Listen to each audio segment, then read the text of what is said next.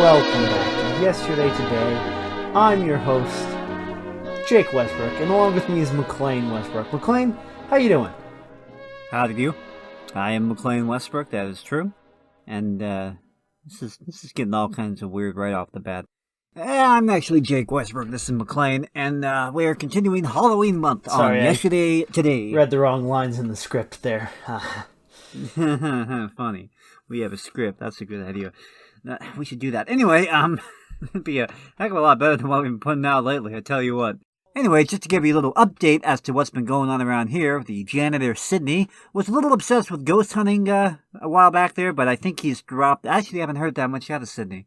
So hopefully he does not interrupt us today, as he has a want to do that. It's actually quite annoying. It's like he picks the exact time that we're recording a podcast. He go, hey, I'm going to annoy you guys. Hey, I'm Sydney. I'm going to annoy you guys. Hey, ooh, look at me. I'm annoying you.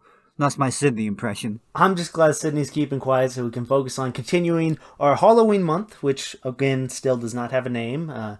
We haven't really received any good submissions from our legions of fan either. So if you want to drop in your suggestions for what Halloween month should be named, because Jake and I are tapped out, then feel free to. But in the meantime, for the upcoming Halloween holiday, while Sydney does not annoy us. Alright. Spooky sounds. Well, it appears I spoke too soon. That is Sydney Snorthoff behind us, isn't it? And Sydney has returned, and just as suddenly, the migraine that usually accompanies Sydney. Sydney, what on earth are you doing? Oh, didn't I tell you guys? During my ghost hunt, seems I got a little bit possessed by some kind of evil spirit. Whatever was haunting the studio, it's now inside me, fellas. So, I guess I gotta haunt you now. That's sort of the whole in the role of being possessed by a ghost. Sydney, hold that thought. We will discuss this after I play the first episode, which, by the way, is Suspense and the House in Cypress Canyon. It's our spooky episode for today. So, you listen to that. And Sydney, I want you to stand right there. Do not say a single word. Don't even move until this show is over. We will talk about this later. While this is playing, I'm going to go take quite a few aspirin. Excuse me, I'll be back. Here is Suspense. Can I at least say no?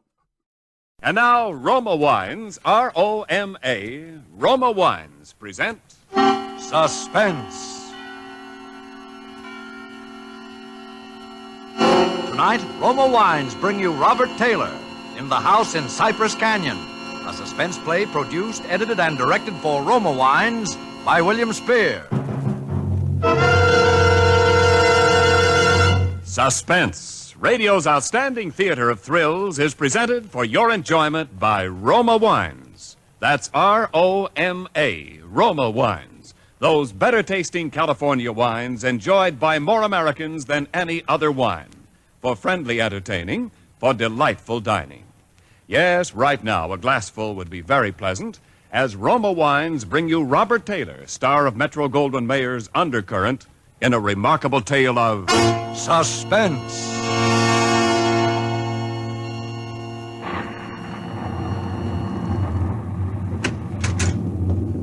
Merry Christmas, Jerry. How's the real estate business? Kind of early with your greeting, aren't you, Sam? Well, I got to get them in sometime. I may not see you again until next Christmas. If this real estate racket gets any crazy, I'll be dead by next Christmas. I'm glad you could get up here, though, Sam. What's on your mind, Jerry? You'll probably shoot me when you hear it, Sam, because I'm probably nuts. But doggone it, you're a detective and you're my pal, and I just had to tell somebody. Well, you sound like it's serious. That's just it. I don't know what it is, Sam, but... Now, listen, You know we're agents for a group of houses up in Cypress Canyon. Mm-hmm. Those places that were started before the war, never got finished. Oh, yeah. All they got in were the foundations, just concrete and a couple of beams. Well, they've been finished now. In fact, I'm putting up the for rent on the last of them today. Well, what do you want? Police protection from the mob? Listen, Sam, this house that I'm talking about, it's got a number now, 2256. But before, when the men went back to work on it about 3 months ago, well, they just started when the foreman on the job brought me a shoebox that he'd found up on a beam. And this box had a manuscript in it, a story kind of, all written out. Yeah. Well, he gave me the thing. I read it. I didn't think much about it. I put it in my desk. But the other day, and I happened to drive by there, I saw the number on the house and what the house looked like. I thought of this manuscript. And, well, I don't like it, that's all. There's something funny about it. What's funny about it? Well, mind you, this thing was found in an unfinished house in Cypress Canyon. House that was only just started building. All right. Well, listen, Sam, I want to read it to you if you got the time, and you'll see what I mean. All right, shoot. Well, here's how it begins. To whom it may concern. My reasons for setting down on paper what follows here will be abundantly What follows clear. here will be abundantly clear to anyone into whose possession it may fall. First, let me say that I'm a very ordinary person. My name is James A. Woods. I'm 35 years old. By profession, a chemical engineer. My wife, Ellen, was a school teacher when I met and married her in Indiana 7 years ago. There's nothing in the past life of either one of us to suggest remotely any cause or reason for the dreadful thing that has invaded our lives. Our married life has been in no way different from that of millions of other average, reasonably happy, and congenial families. 3 months ago, I was ordered by my firm to take charge of a rather minor project in Los Angeles, Hollywood to be exact. The order was a sudden one. There'd been no time to secure accommodations, and conditions being what they are, the inevitable result was that until day before yesterday, we'd been living in the cramped quarters of one of those characteristic California motels. Needless to say, most of our spare time had been devoted to a search for something more permanent and comfortable, but the fruits of these efforts had been, financially and in every other way, a geometrical progression of discouragement. Until last Saturday afternoon, only 4 days before Christmas. We were driving into town on our way to a movie when Ellen saw it. Jim, look! What? That sign in front of that real estate office. Oh, yeah. But don't you see what it says? For rent, furnished, 2-bedroom house, close in, immediate occupancy. Yeah, uh-huh. Aren't you going to stop? Oh, Ellen, you know what a sign like that. It'd mean right out in plain sight in front of a real estate office. Oh, yeah, but Jim... Either they want $600 a month. We'll never know until we ask. Well, if it's any good at all, there are probably 50 people fighting for it right back there now. Well, honey, there's no harm in trying now, is there? You really want to go back? Oh, it's probably foolish, but what can we lose? Okay. Oh, darling, come on, cheer up. How do you know? Maybe our luck's changed. Maybe fate's going to give us a nice new house for a Christmas present.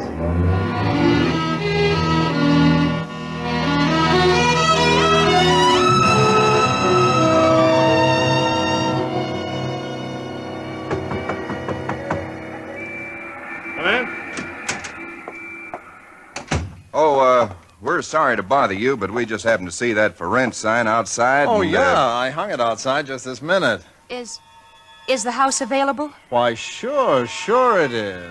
Let me introduce myself. My name is James A. Woods, and this is my wife, Ellen. How to do? Wow. Looks like it's fixing to rain. Yes, so it does, doesn't it?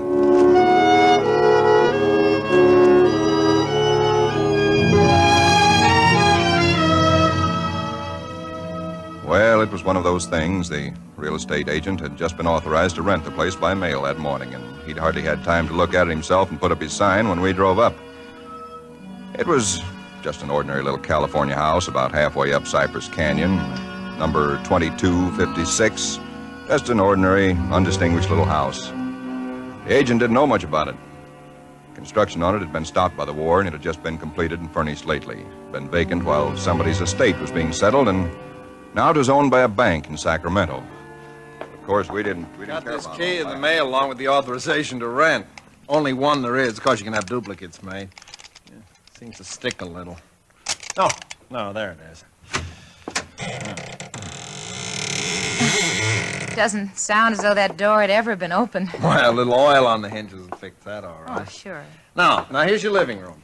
Furniture's a little dusty, of course. You gotta expect that. It's good furniture, though, you see? Benson Brothers. Yes, uh-huh. Now, over here's a little den. Paneled, you see? Radio, fireplace. Really a very attractive little room, particularly for a man. Uh-huh, yep. Now, the bedroom's off the living room here.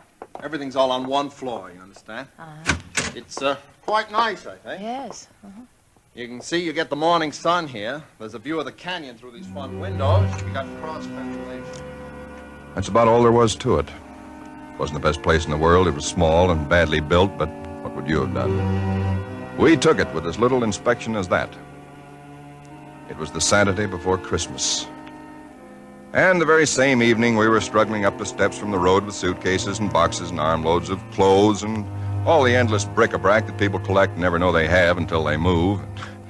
Ellen began unpacking, and I began moving things around and taking the worst of the pictures off the wall, doing all the little things that everybody does when they move into a new place and try to give it something of their own Don't be personality. such a sour puss. You know, it's a roof over our heads for Christmas. That's more than we ever thought we'd get, isn't it? Now, what in the world are we going to do with those two pictures? Why don't we just leave them where they are? Jim, we can't. They're too awful. Well, all right, put them in the closet then. I can't. Both the closets are jammed full. No, I mean the other one in the little alcove off the den. At least there's a door there. I suppose it's a closet. I don't know. If that isn't a commentary on the housing problem, huh? A woman moving into a house without even knowing where all the closets are. Take the pictures down, will you, honey? Bring them in here. Okay. I guess you'll have to help me with this door. I can't get it open. Let me see it. Well, of course you can't, silly. It's locked. Where are those keys we found in the desk? Here they are. No, not this one. Sure, this one won't work. No. Feels like an awful solid door for a closet. Oh, and that's one solid door in the house. No, this one won't do it either. Well, we'll just have to get a locksmith up here on Monday. I'll put the pictures behind the desk, okay? Yeah, all right. Jim, if you could just help me move this armchair, huh? Oh, Ellen, will you let it go until tomorrow? You know what time it is? Oh, but, honey, I'd like to get the place looking just a Yeah, little but it's bit. almost midnight. In fact, it's exactly... What was that? Tomcat, I guess, out in the brush somewhere. Sounded near. Oh, hope that doesn't go on all night. Well, there's much we can do about it. Come on, Ellen, I'm dead tired. All right, Jim, all right. Where'd you put the toothpaste, honey? It's right in the medicine cabinet. Oh, yeah. Jim, we ought to get some firewood tomorrow. You know, a fire in that living room would make all the difference in the world. Can't. Sunday. Well, Monday then. Jim, I think red curtains are what we need, don't you? Mm-hmm. You know, just at least for the living room. Anyway, the ones in there now have just got to come down. Yeah, I suppose they do. What do you think of red? Well, I guess it's all... Jim, It's some tomcat. Jim, it sounded in the house. Oh, now, how could it be in the house, Ellen? We've been over every inch of the house. Except that closet. Now, how could a cat or anything else be in a closet that's been locked up for over a year?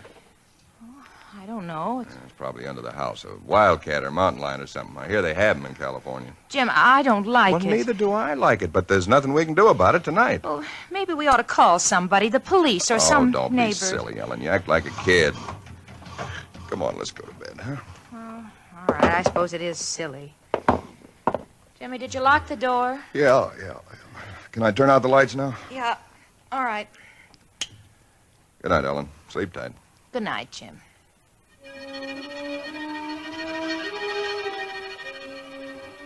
I don't know what time it was, perhaps an hour, perhaps only a half hour later. My mind was in that hazy borderland between sleep and a dream that's still part of consciousness. Then I was awake. Ellen, are you all right? Yes. Did you have a nightmare or something? No. I heard it, too. Well, that didn't sound like any cat. Put on the light. Yeah. It seemed to be out there, Jim, in the house somewhere. I'm going to look into this. Jim, you be careful. Come on. Where's my shotgun? In the den, I think... Jim, What? there's something wet What? Wet? running from under the closet door. Sticky. Ellen, don't touch it. I had to. Jim, it's blood.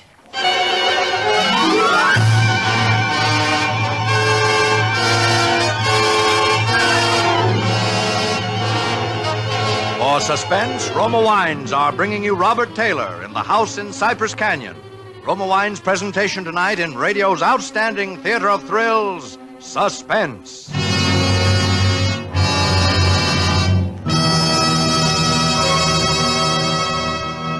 Between the acts of Suspense, this is Ken Niles for Roma Wines.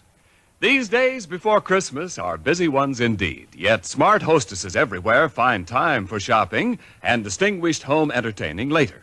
The secret? magnificent Grand Estate wines.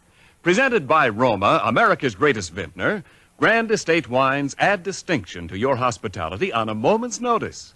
Make your holiday welcome, effortless, and in perfect taste. The brilliant clarity, full fragrance, and mellow taste of Grand Estate wines please discriminating people everywhere. For Grand Estate wines, limited bottlings by Roma, are born of choicest grapes, then patiently guided to superb taste richness by Roma vintner skill, necessary time, and America's finest winemaking resources. Delight your guests with Grand Estate California wines. For entertaining, medium sherry, ruby port, or golden muscatel. For dining, Burgundy or Sauterne. So insist on Grand Estate wines and enjoy the crowning achievement of vintner skill. And now, Roma Wines bring back to our Hollywood soundstage Robert Taylor as James A. Woods, with Kathy Lewis as his wife Ellen, in The House in Cypress Canyon. A tale well calculated to keep you in suspense.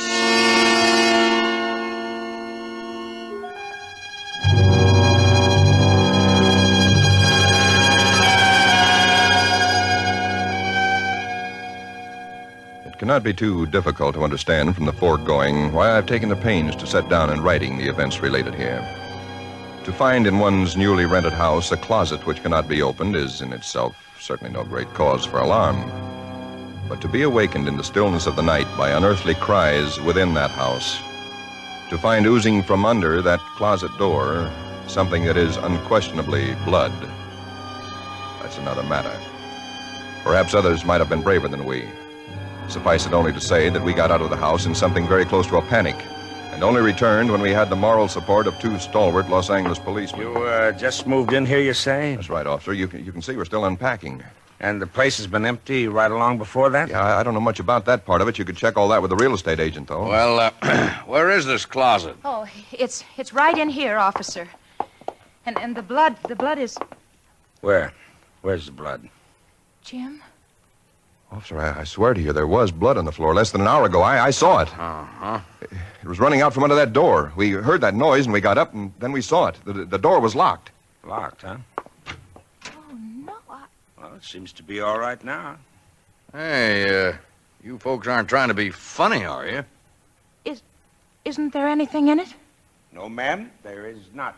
Look, officer, we're reputable people. You can call my firm. They'll tell you all about me. There's nothing wrong with this closet.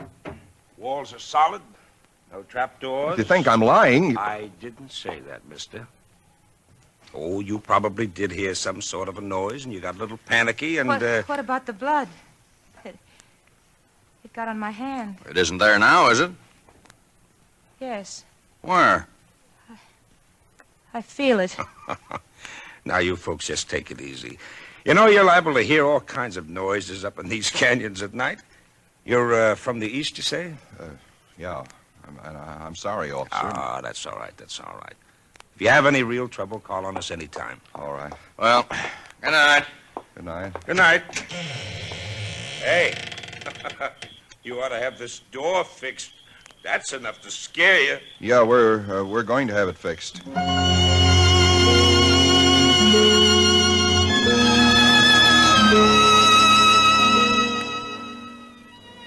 We didn't say much about it after that. There wasn't much that could be said.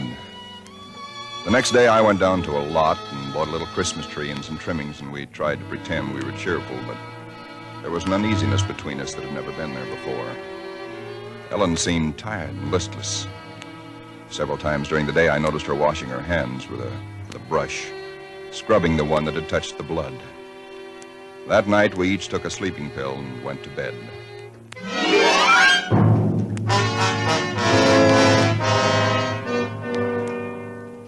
It was sometime after midnight when I was suddenly wide awake and staring into the darkness. In some way, I knew at once and instinctively what had awakened me. Ellen was not in her bed nor in the room. The nameless thing I feared gripped at my heart until I could scarcely breathe. I opened the bedroom door and started through the house, putting on every light that I could find. There was not much to search, but I searched thoroughly. The living room, the kitchen, bathroom, den, even the garage. And all the time, the dread of looking where I knew at last I must look. For I think I knew from the very first time where I'd find her. It must have been a full minute that I stood before that closet door. Then I opened it. She stood there rigid, her arms at her sides, the fingers extended like claws. Her hair was over her face, her eyes stared out of it. Her lips were drawn back in a grin like an animal at bay. For a moment I was frozen with the horror of it. I stretched out my hand. Very deliberately, she turned her head and sunk her teeth until they met into the flesh of my forearm. I'd raised my hand to strike at her, but already she'd relaxed her hold and gone utterly limp. She would have fallen unless I'd caught her. I carried her into the bedroom and laid her on the bed. Strangely, at that moment, my only thought was how I might revive her. Until I saw that it was not a faint, but a sleep that she'd fallen into. Sleep as deep and heavy as though she'd been drugged. And so I left her. But for me, that night, there was no sleep.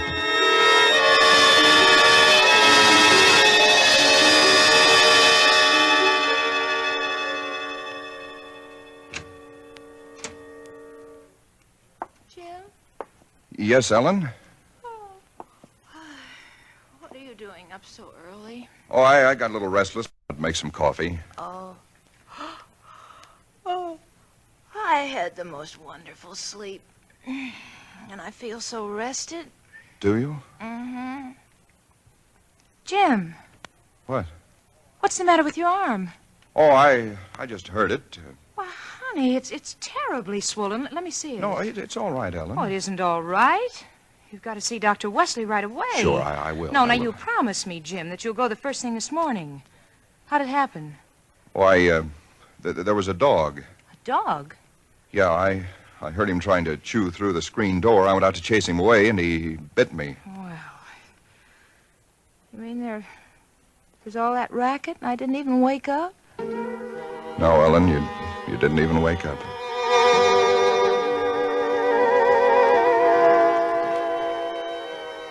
It was clear to me that Ellen knew nothing of what had transpired the night before.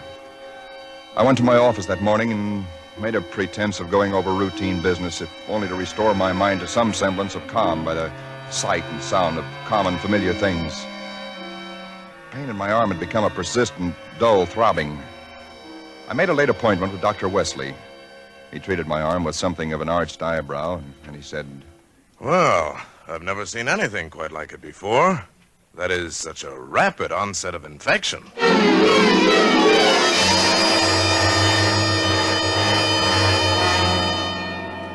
It was dark when I left his office. I hadn't realized it was so late.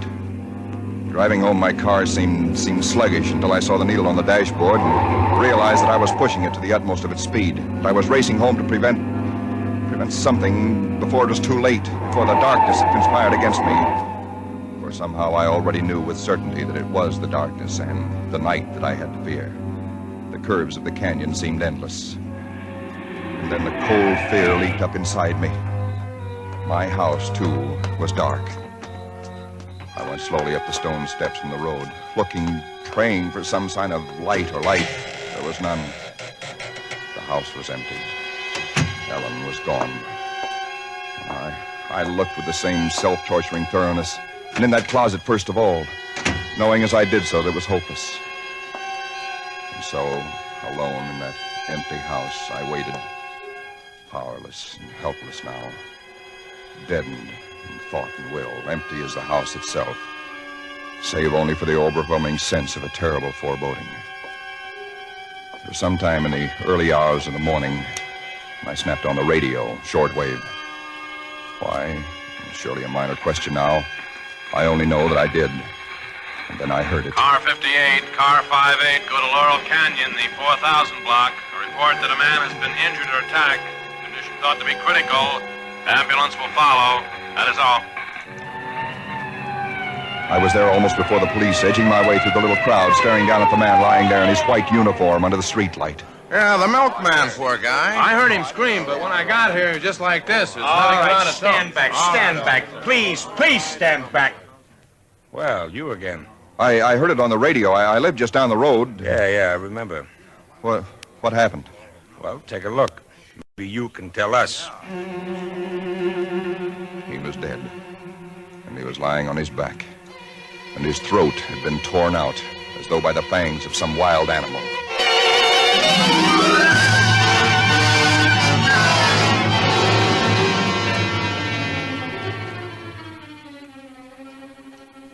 It is now Christmas Eve, or rather Christmas morning, for it's a little after midnight.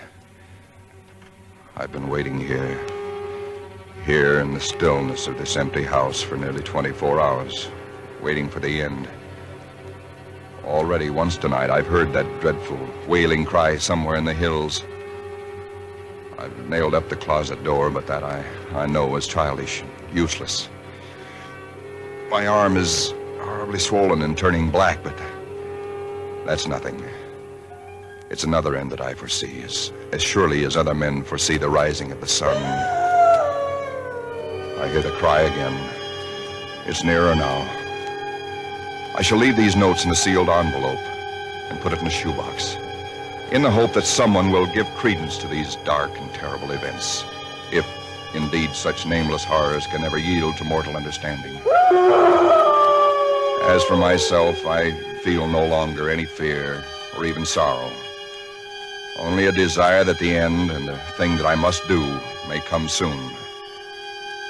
And it will be soon, I know. Yes. For there is someone at the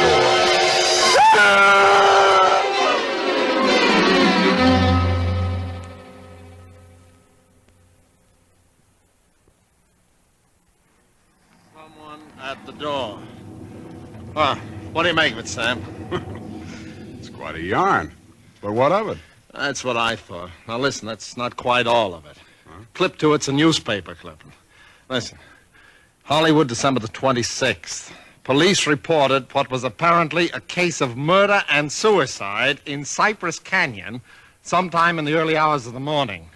The victims were James A. Woods, a chemical engineer, and his wife, Ellen. Preliminary investigation indicates that Mrs. Woods was killed by the blast of a shotgun in the hands of her husband, who then turned the weapon upon himself. That she fought desperately for her life, however, was evidenced by the disorder of the room and the severe lacerations inflicted upon her husband about the neck and arms. This is the second tragedy to be reported in Cypress Canyon within 24 hours, the other being the unexplained death of Frank Polanski, a milkman. Well, no such murders or whatever they were ever occurred, if that's what's worrying you. The clipping, well, you have those things printed up, you know. No, it's not that, Sam. That story was found in an unfinished house in Cypress Canyon. No number, no nothing, just a framework. Uh-huh. Now that house is finished. When I drove by it today, but that's what stopped me, Sam, because it all fits. Now that it's finished, it is the house in the story, the same construction, the same vines and creepers on the lawn, even the same number. So what, a guy who knows roughly what this house is going to be like writes a yarn and loses it or something? Did he know the place was going to be listed for rental today, the Saturday before Christmas? Oh, Jerry, coincidence. Two bits you find the guy next door is a ghost story writer or something, and he's been wondering for a year what happened to that thing he wrote.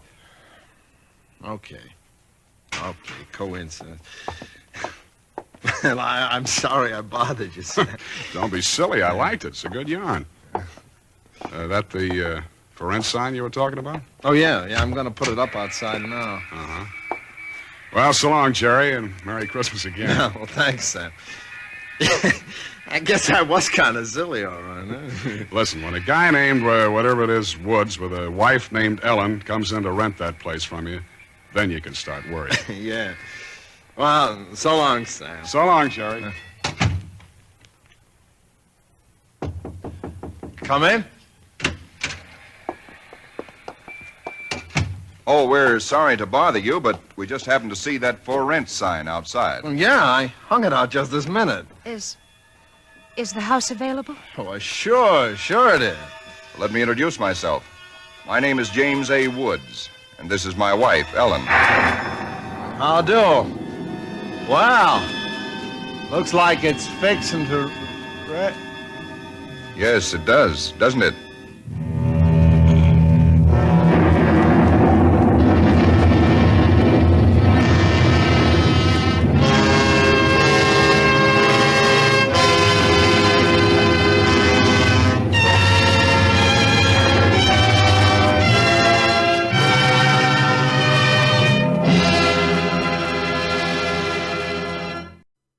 All right, welcome back to Yesterday Today. That was Suspense.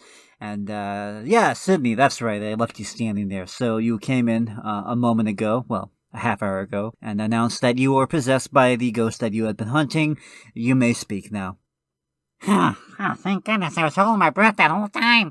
You ever held your breath for 30 minutes? That is hard. What a pleasant 30 minutes. Anyhow, yeah, possessed by a ghost. So, kind of my lot in life now, so, kind of gotta haunt you now, that sort of a thing. Is this what your haunting consists of? You standing in the corner making spooky noises? Look, I don't know that much about what a haunting entails. I just know that there's a lot of spooking and noises and, torturing your soul for as long as you roam the earth, that kind of thing, Well, you're nailing the torturing part. I can't fault you there. You know what, Sydney? Hold still. Yeah, what do you want? Just stand right there. Don't move. Why are you raising your hand? Don't move. Ow! Jeez! Hey! Why you hit me, man? Sydney, if you were a ghost, as you claim, my hand would have passed through you. It did not. You are clearly not a ghost. I never claimed to be a ghost. I said I was possessed. Totally different. I'm still a human, but a ghost is inhabiting my body. I can't control what the ghost does. Look, right now I'm about to dump this cup of coffee all over your equipment, and it's the ghost. It's not me. Look at it. Look at it go. Oh, the humanity. Oh, the humanity. Oh, the horror. The horror. Wow, Jake. I bet you sure feel silly right now for thinking Sydney was a ghost. Sydney, I am going to pummel your possessed body with these two fists if you don't take your coffee mug and leave. McLean, get a towel. I didn't do it. The ghost did. You saw it. You saw him do that. The next episode is the Alan Young Show. It's Halloween 1945. McLean, get a towel. Here we go again. You bet you.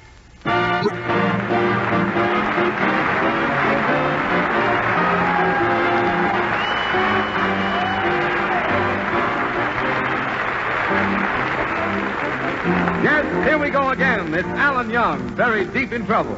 And as usual, we gotta dig him out. Listen to that young man who tries to be helpful and always needs help himself, Alan Young.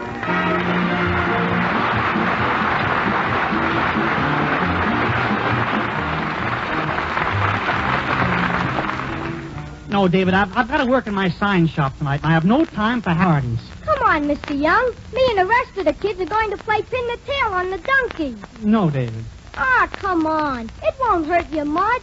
Well, folks, that gives you a slight idea of what goes on at tonight's show, which you'll hear in just a moment.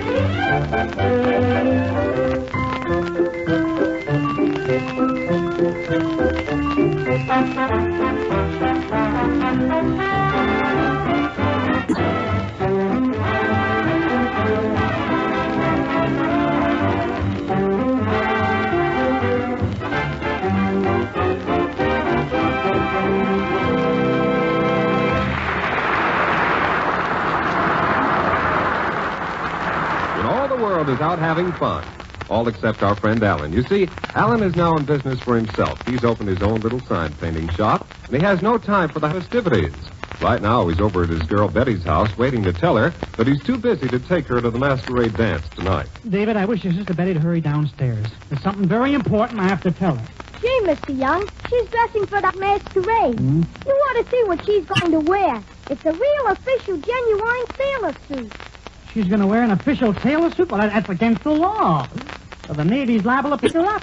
It won't be the first time. Now, wait a second, kid. Let's get this straight. Your sister Betty does not allow anybody to pick her up. Why, if she knows any sailors, I'm sure they were formally introduced over a dropped handkerchief. Besides, I was in the Navy myself, and I happen to know that sailors are not interested in girls.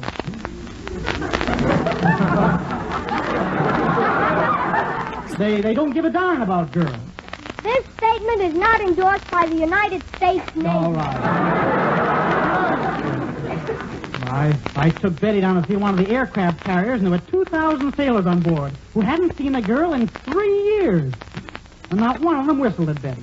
How could they with their tongues hanging out?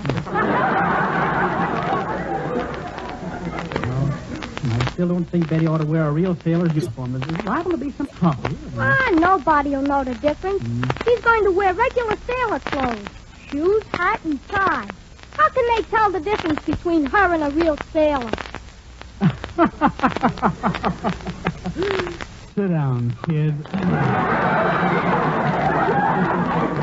The whole discussion about costumes is purely academic.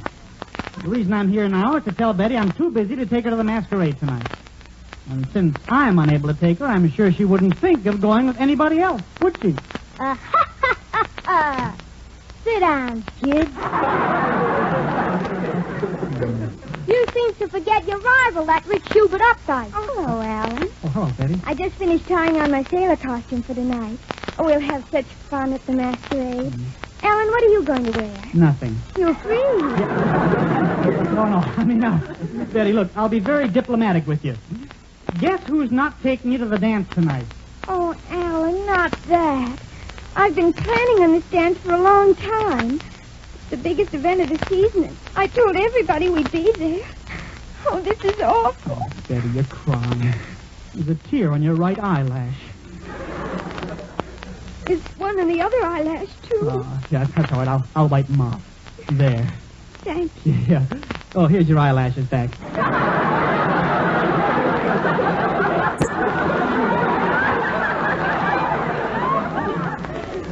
Betty, you have to understand, I have work to do tonight. I have to paint a special sign. Well, if one loved one enough, one wouldn't let one's business interfere with one's love for one. But one does love one. It's just that one must think of one's future so that one may marry one, so later on, one and one may have another one. But suppose one decides not to marry one so that later on there won't be another one.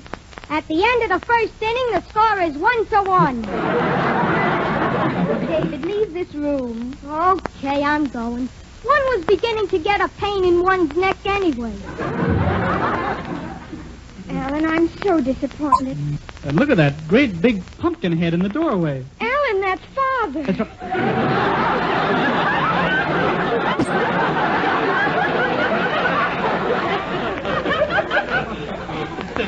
Hello, Daddy.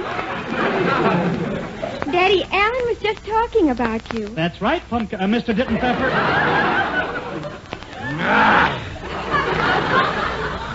Is that jerk still hanging around here? I thought you were going to get rid of him. But, Daddy... Never mind, I'm hungry. What's for dinner? How about some cold lamb stew? Corned beef hash? Sounds to me like you ought to throw him a fish.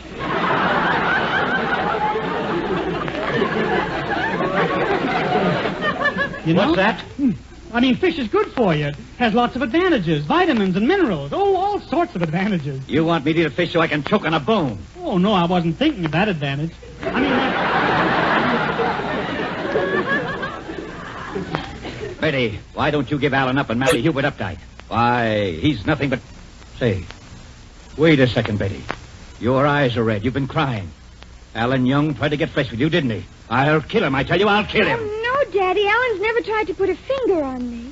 Oh, so he thinks he's too good for you, does he? I'll kill him, I tell you, I'll kill him. Now, just a second, Mr. Dittenfeather. Why are you going to kill me? Because I just don't like your face. Oh. Well, as long as you have a good reason. Now, Betty, why have you been crying? Well, Alan had promised to take me to the masquerade, but now he can't. He has to paint a sign instead. Oh, don't worry, my child. That rich and eligible Hubert Updike will soon be over here. He and I was planning to spend the evening together. Now you can join us.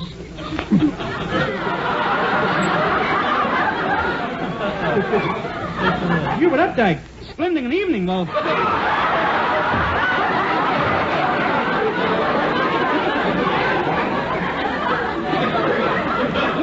What's he got that a rich uncle couldn't leave me?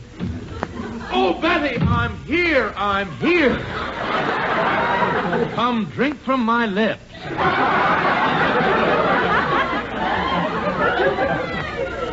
Ah, Hubert, my little mustering out pay. I see you brought the sandwiches for our own little party. Yes, Papa, I thought sandwiches would be nice, so I stopped in and got some at the corner delicatessen. Corner delicatessen. What kind of sandwiches did you get? The swash toss? Alan Young, you're mocking me. You're just jealous because I'm so superior to you. You're not so superior. I come from a family of sailors. My uncle has never been out of the Naval Reserve. So what? I come from a family of sailors, too. My uncle has never been out of Calvert Reserve.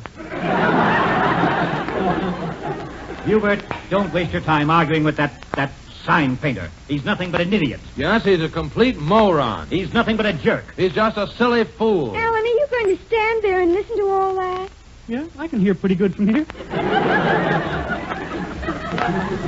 Come on, Hubert, I've had enough of this. Let's go inside and chat a while. Have you read any good certified checks lately?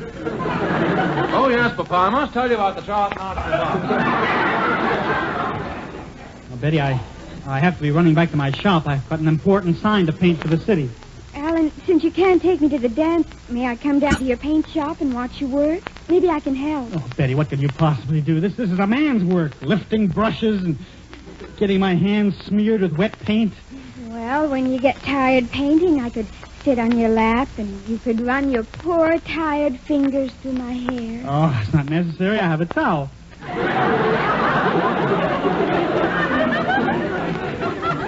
But I'll be lonesome here all alone. All right, Betty, you can come if you want to, but I want you to remember one thing, Betty. That place is strictly for business. I don't want you hanging around and loving and hugging and kissing me. All right, Alan. I promise not to kiss you. Wait a second, Betty. Don't you think I'm being a little silly? Come on, Betty.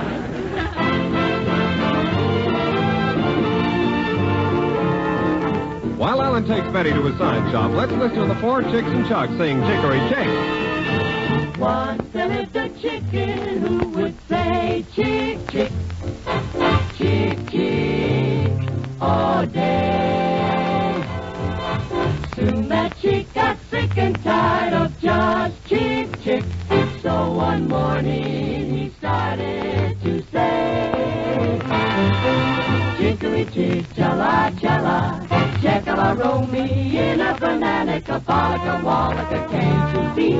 Chicory chick is me. Chicory chick, chala, chala, checkala, roll me in a banana, kabalica, wallaka, can't you see? Chicory chick is me. Every time you're sick and tired of just the same old thing, saying just the same old words all day. Be just like the chicken who found something new to see.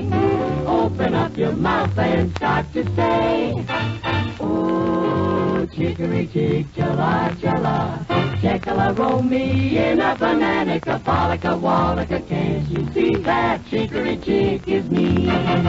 Chicory chick, chala, chala, checkala, roll me in a banana, kabalica, wallaka, can't you see? Chicory chick is me. Every time you're sick and tired of just the same old thing, saying just the same old words all day, chick. Just like the chicken who found something new to sing. Open up your mouth and start to say, oh, chicory chick, chala, chala, checkala, roll me in a banana, kabalica, wallaka, can't you see? That chicory chick is me.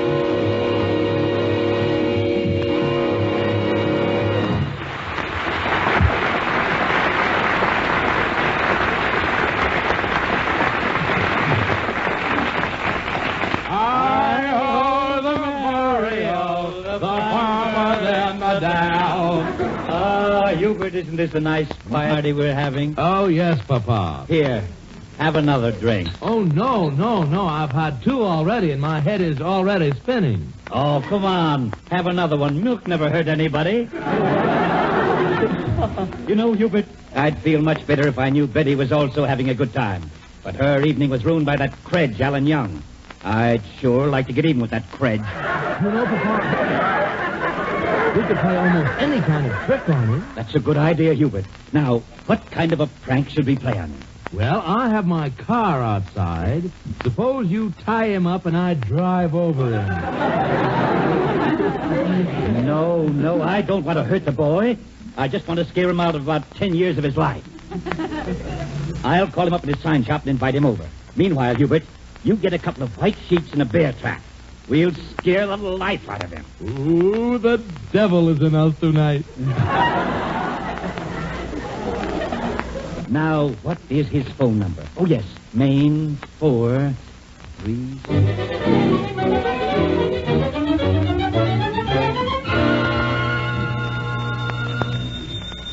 If you're too busy painting that sign, I'll answer the phone. Never mind, Betty. I have it here. Hello, the Alan Young sign shoppy. Hello, Alan, my boy. This is Papa Dittenpfeffer. I wonder if you'd come over to my house tonight and have a drink with me. I'm so anxious to see you again, my boy. Betty, your father's gone out of his mind. Mr. Dittenpfeffer, I think there's a mistake. This is Alan Young. Credge Young. Credge, jerk, spell backwards? Oh, no. You're one of the finest boys I know. I want you to come over. Hubert and I have a few surprises for you. Oh, that's nice of you, but I have to finish painting a sign, then I got to deliver it. Well, drop over on your way. The surprises will only take a few minutes. I have the bandages ready. The bandages? I mean sandwiches.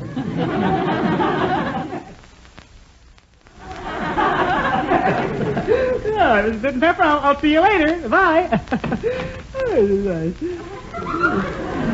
Betty, I guess your father's beginning to realize that I'm making a success out of myself. Oh, yes, you're wonderful, Alan. People used to call you an imbecile and a dope, but now you're a successful businessman, and it hasn't changed you a bit.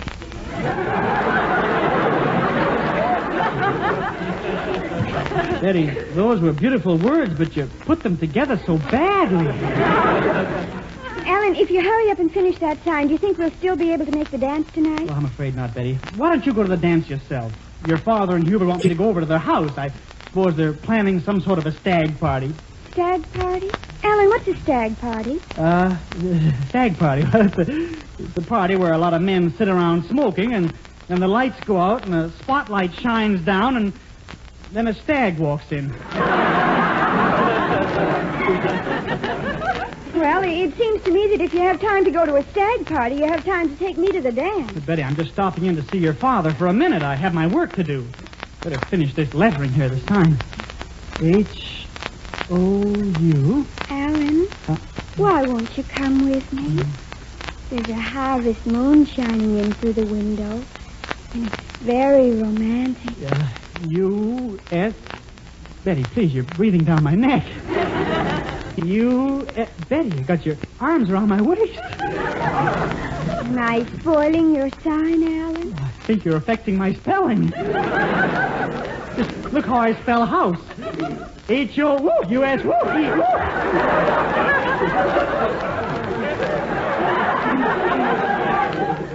Never be practical. Forget that sign for a minute. It's such a glorious night. Doesn't it do something to you? Yeah. Well, don't you know what to do in a case like this? After all, you were in the Navy. Didn't you learn anything there? Sure. Get me a mop and I'll show you. Oh, Alan. Oh, what now? Business, you know. Hello, Alan Young, sign shoppy. This is the mayor calling. The mayor? Yes, you better get out there and put up that sign. Yeah, I just finished it, sir. I'll deliver it in a few minutes. Oh, shall I send the bill to you? Yes, send it to the Right Honorable Mayor John F. Cooper, care of the Progressive Clean Government, Honest and Upright Square Deal Party. Well, the bill is $2.50. Well, pad it a little. I've got to make a living, too. With the mayor himself. This sign has got to be put up tonight. I also promised to stop in and see your father. He's got some nice surprises for me. Well, you can go and have your fun. I'll go to the dance alone. It won't be long, Betty. I can leave the sign on this porch while I'm visiting with him. See you later, Betty.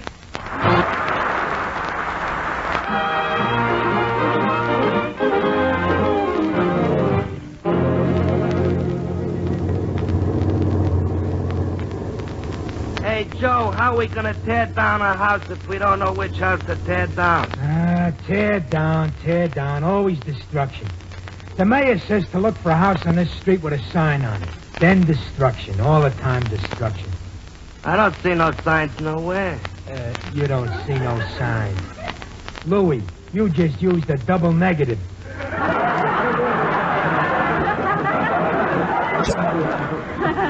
See, Joe, 2 years out of Princeton and I'm a bum again. Hey, look. Here comes a character down the street carrying this sign. Yeah. Now he's walking up to the Ditton Pfeffer porch. I guess that's the house, Joe. Ditton Pfeffer, Schmidt and Pfeffer. The people build them, then we come along. Destruction. Always destruction. Yeah. Hey, gee, Ditton Pfeffer only built that house before the war, and it cost him $15,000. And now we gotta go tear it down. Yeah, that's reconversion for you. Well, Louie, let's get down to the corner and get a beer before we tackle this joint. This looks like it's going to be a tough one. Destruction. Always destruction.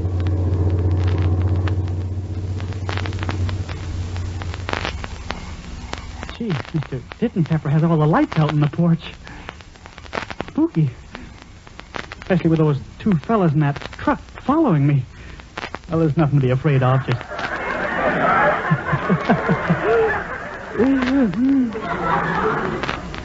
Well, better leave this house condemned sign on the porch here. No use taking it inside. Just knock on the door.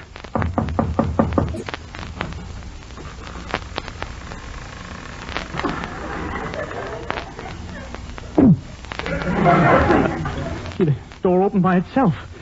I'll just feel my way around. What's that I got hold of? It's a human hand. It's all cold and clammy. What is... Oh, it's mine.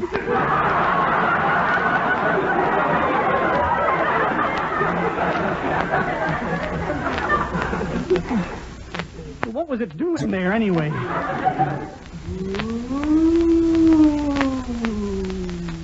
Ghosts. Maybe I better put on the light. No, I won't. If they want me, let them grope around for me. And there's no use being afraid, Alan. Just no use being afraid. You bet you. There's just no such thing as ghosts. What are the words to that song? Oh, gee, look at those two white figures coming out of the darkness. They're coming right at me. No. I am a ghost. I am a ghost, too. Aren't I, Papa?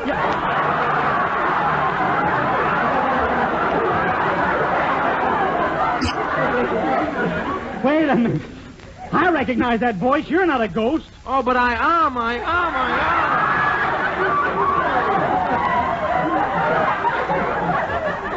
You're Hubert Updike. And that fat ghost with you is Mr. Dittenpfeffer. Oh, Hubert, I guess the game is up.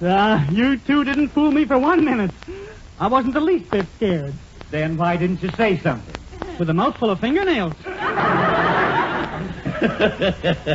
You were pretty scared, weren't you, Alan? I knew about it all the time. I was just going along with a joke.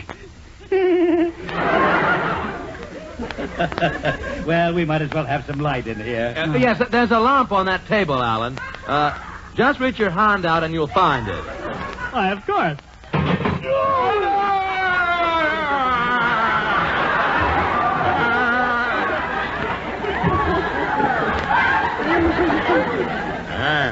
Would you mind taking this bear trap off my wrist?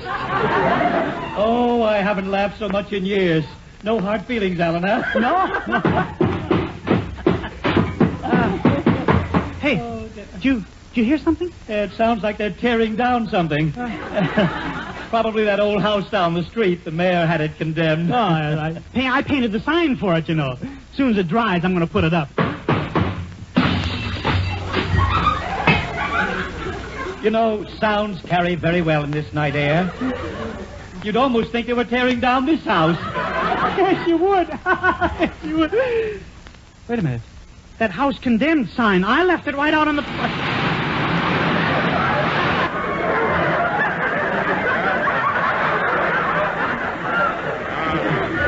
Mr. Dittenpepper, the sign, I left it out on... Let's not worry about signs. On with the party.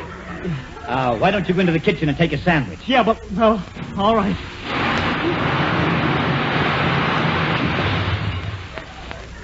Mr. Dittenpepper, I think there's something you ought to know about your kitchen. Why? What's wrong with my kitchen? It's going down the street in a truck. In a truck? Oh, heavens to gimbals. Look in that room, Papa. What's going on in there? Well, I've heard of sunken living rooms, but this one has completely disappeared. Now, look, Hubert. I'll just open the door and look for myself. Oh, no. No! Oh, no! I was trying to tell you. I left the house condemned sign on your front porch and they tore your house down. You, Alan Young, I'm going to kill you once and for all. Put your neck in my hands. Look, Mr. Dittenpepper, it isn't my fault. I wanted to work tonight, but you made me come over here. You wanted to play tricks on me. Well,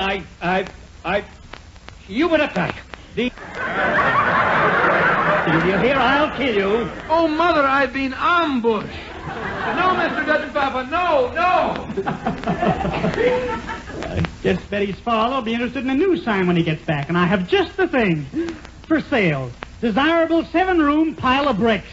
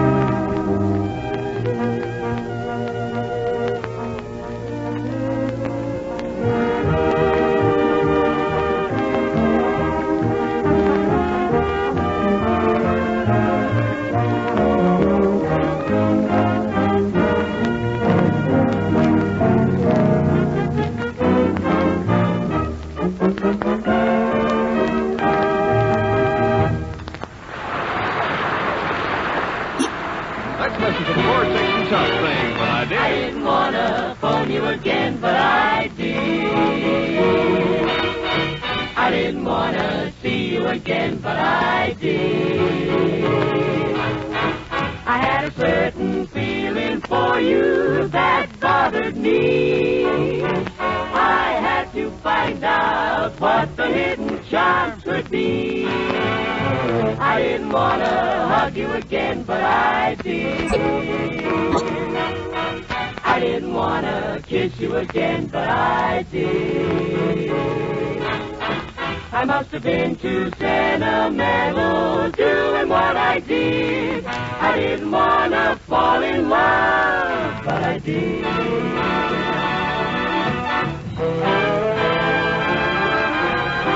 I didn't want to call you on the telephone, but I did. I didn't want to ever see you again, but I did. Had that certain feeling for you that bothered me. I had to find out what the hidden charms could be. I didn't want to hug you again, but I did. Yes, you certainly did. I didn't want to kiss you again, but I did. You went and done it. I must have been too sentimental doing what I did. I didn't want to fall in love. Didn't want to give my heart a shove, but I did. Baby, I certainly did. Thanks. See you next week. Good night.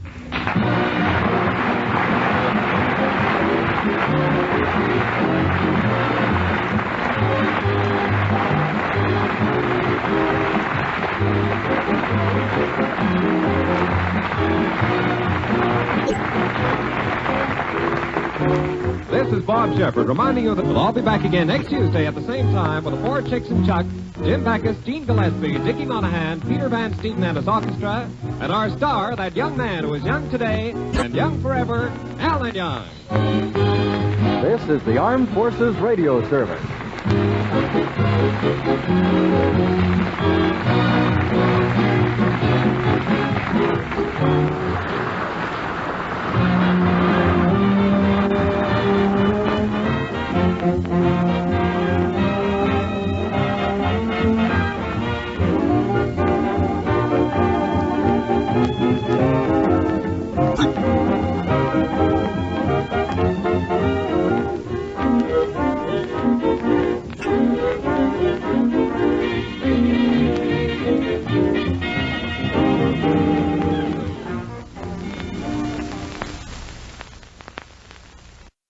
All right, welcome back to Yesterday Today. That was the Alan Young Show. We've just about cleaned up this mess that Sydney caused. The mess that the ghost caused that is inhabiting the corporeal form known as Sydney. Just want to make sure you got the facts clear, okay? Sydney, you're acting very self-aware for someone who's possessed and can't control their own actions. Just because I'm possessed by a ghost doesn't mean my higher faculties work. Oh my goodness! Guys, something's coming on! What's happening? Oh no! I'm being drawn to lift this wallet out of your back pocket! Oh, what is this fiendish ghost up to? Now he's stealing from you guys! Oh my goodness! Oh. Sydney, give me that! Hey! It was the ghost, not me. How about you go haunt the rest of the building, okay?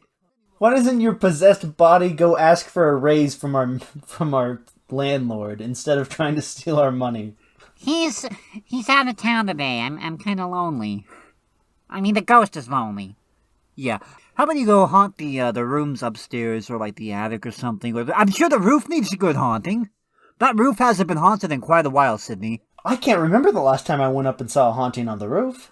Look, I can't control what the ghost wants to haunt, okay, guys? Like, I'm not in charge of what's going on here. Sydney, go haunt the roof or I'm gonna punch you so hard. Guys, the ghost is pulling me to the roof. He wants to haunt the roof. I can't control what's happening.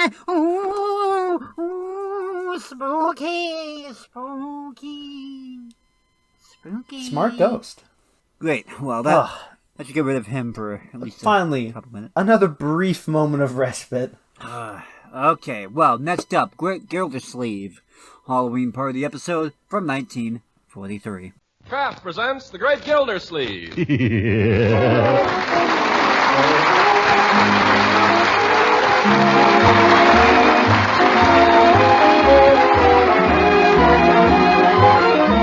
Cheese Company will also bring you the Kraft Music Hall every Thursday night. Present each week at this time Harold Perry as the Great Gildersleeve, written by John Whedon and Sam Moore.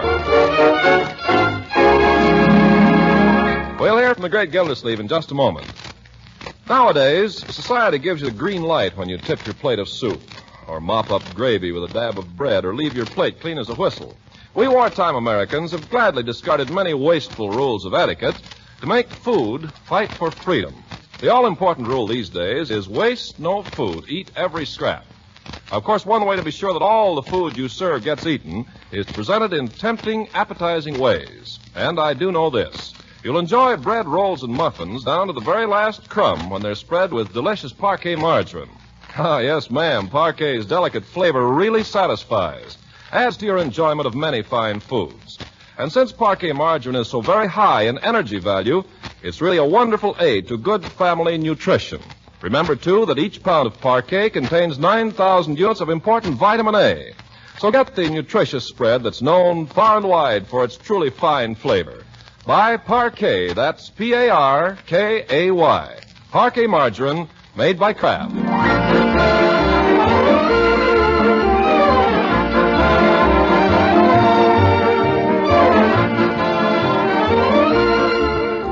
Now let's see what goes on at the home of the great Throckmorton P. Gildersleeve. It's Saturday evening, the day before Halloween, and his niece is giving a dance.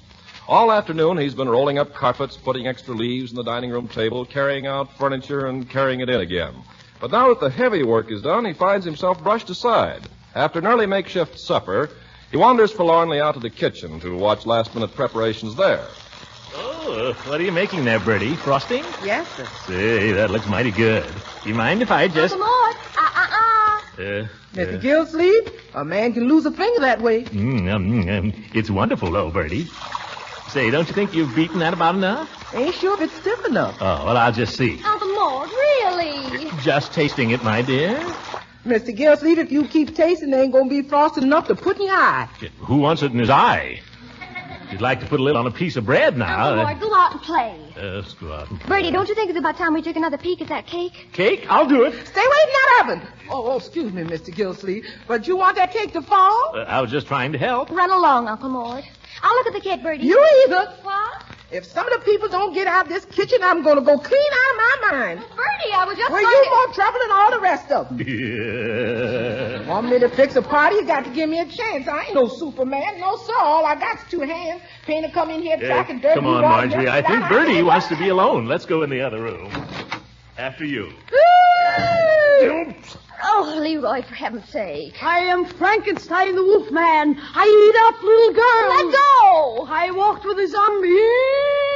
The undying monster. Leroy. The living dead. Stop that and take off that mask. It's only me, Unc. Did I scare you? Yes. I don't know how you expect to scare anybody. You've been going around in that rig scaring people for a week. Oh, I'm just practicing being horrible. You don't need any practice. Now, Uncle Mort, you make him promise to keep away from my party. I just know he's going to... Oh, that's probably for me. Don't worry, Glamour Puss. I wouldn't be caught dead at your party. Hello? Is that you? No, it's me. Oh, I couldn't tonight, Lester. No, I'm sorry. No, I couldn't possibly. Why don't you tell him you're giving a party and he's not invited? Shut up, Leroy. Let her alone, Leroy. Pardon the interruption. The brat again. Go on, tell me all about it. I don't know what kind of a Halloween party this is anyway. No games, no pumpkins. What did you used to do on Halloween, Unc? Oh, we did a lot of things, my boy. Made jack-o'-lanterns, bobbed for apples. Pretty corny. What else? Well, we had one little trick. Yeah? What was it? Well, we used to take 2 buckets of water, Yeah? and when it got dark, we'd put them on each side of somebody's front walk, and we'd tie them together with a piece of cord across the walk, and then when somebody came along, well, you can imagine.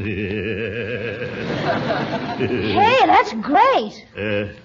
It was a very thoughtless, wicked thing to do, Leroy. I hope you will never do anything like that. Are you kidding? I mean it. Somebody might trip and hurt themselves badly. Remember that. Yes, sir. There's one other thing to remember. What's that? Only fill the buckets halfway. It won't work if they're full. Oh, my goodness. Go to the door, somebody. I'm on the phone. Well, get off it. I'll go. Oh, I've got to hang up now. Goodbye, Lester. Yeah, so much for Lester. It's Wally Hop. Wally Hawk. Well, the kid himself. Hiya, Junior. What are you supposed to be? Frankenstein. Oh, blow me down. Talk to Wally, will you, Uncle Mort? I'll be right down, Wally. I've got to run up and put on some lipstick. What for? It's coming right off. Take these records with you, son, and don't drop them. Got a couple of real oldies there. Red nickels. Gosh. Mr. Hoff, my name is Gildersleeve. I'm Marjorie's uncle. Oh, hi. Heard a lot about you. I've heard a lot about you, too. Favorable, I trust. Anybody tune this so-called piano lately? Young man, that's a Wembley. Oh, not bad. Hey, Wally, I can play a boogie bass now like you showed me. Look. Hey, that's not it. Look out. I didn't do it right. Let me just... Look out. Let me at it. You like music, Mr. Gildersleeve? I like music, yes. Mr. Hoff, would you mind telling me something? Not at all. Shoot. That sweatshirt you're wearing, is that customary these days? At dances, I mean? What else? In my day, we wore tuxedos. And we didn't wrestle. We danced. Oh, your day, your day. Your day is over, Uncle Mort. Yes, I guess it is. Well, don't stop, Wally. Give out. What'll it be, gorgeous? Oh, anything at all, only give. The party's dying and it hasn't even started. Uncle Mort, I don't want to be rushing you, but the gang will be here any minute. I can take a hint. We'll take Leroy with you. Why don't you see if Mrs. Ransom's doing anything tonight? Maybe I will, and maybe I won't. Oh, that's it. Play that. On with the dance. Let joy be unrefined. Oh, brother, even in my... Come on, Frankenstein. This is no place for us.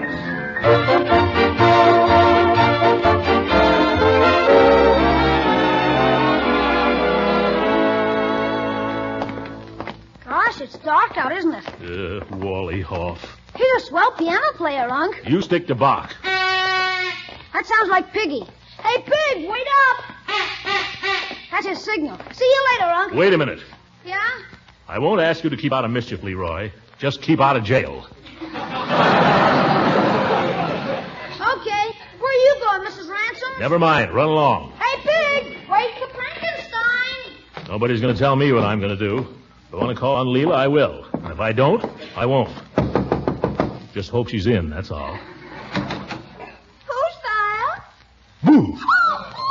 Yeah.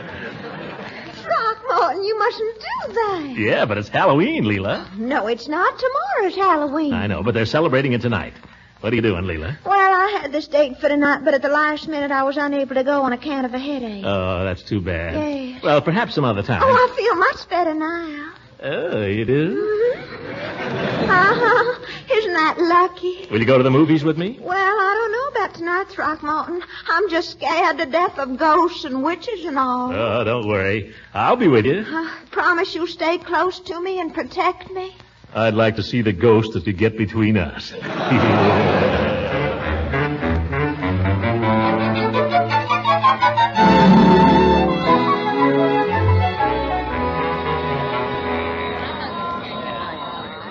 There'll be a slight wait inside for all seats. Oh, he says they'll be waiting, Throckmorton. How many, please? How long will we have to wait, miss? The next complete showing will begin at 9:53. How many, please? 9:53. That's half an hour, Leela. Do you want to wait? Oh, I don't know. What do you think? I don't know. What do you think? Oh, make up your mind. Stepping to one side, please. Keeping the line moving, please. Shutting the mouth, please.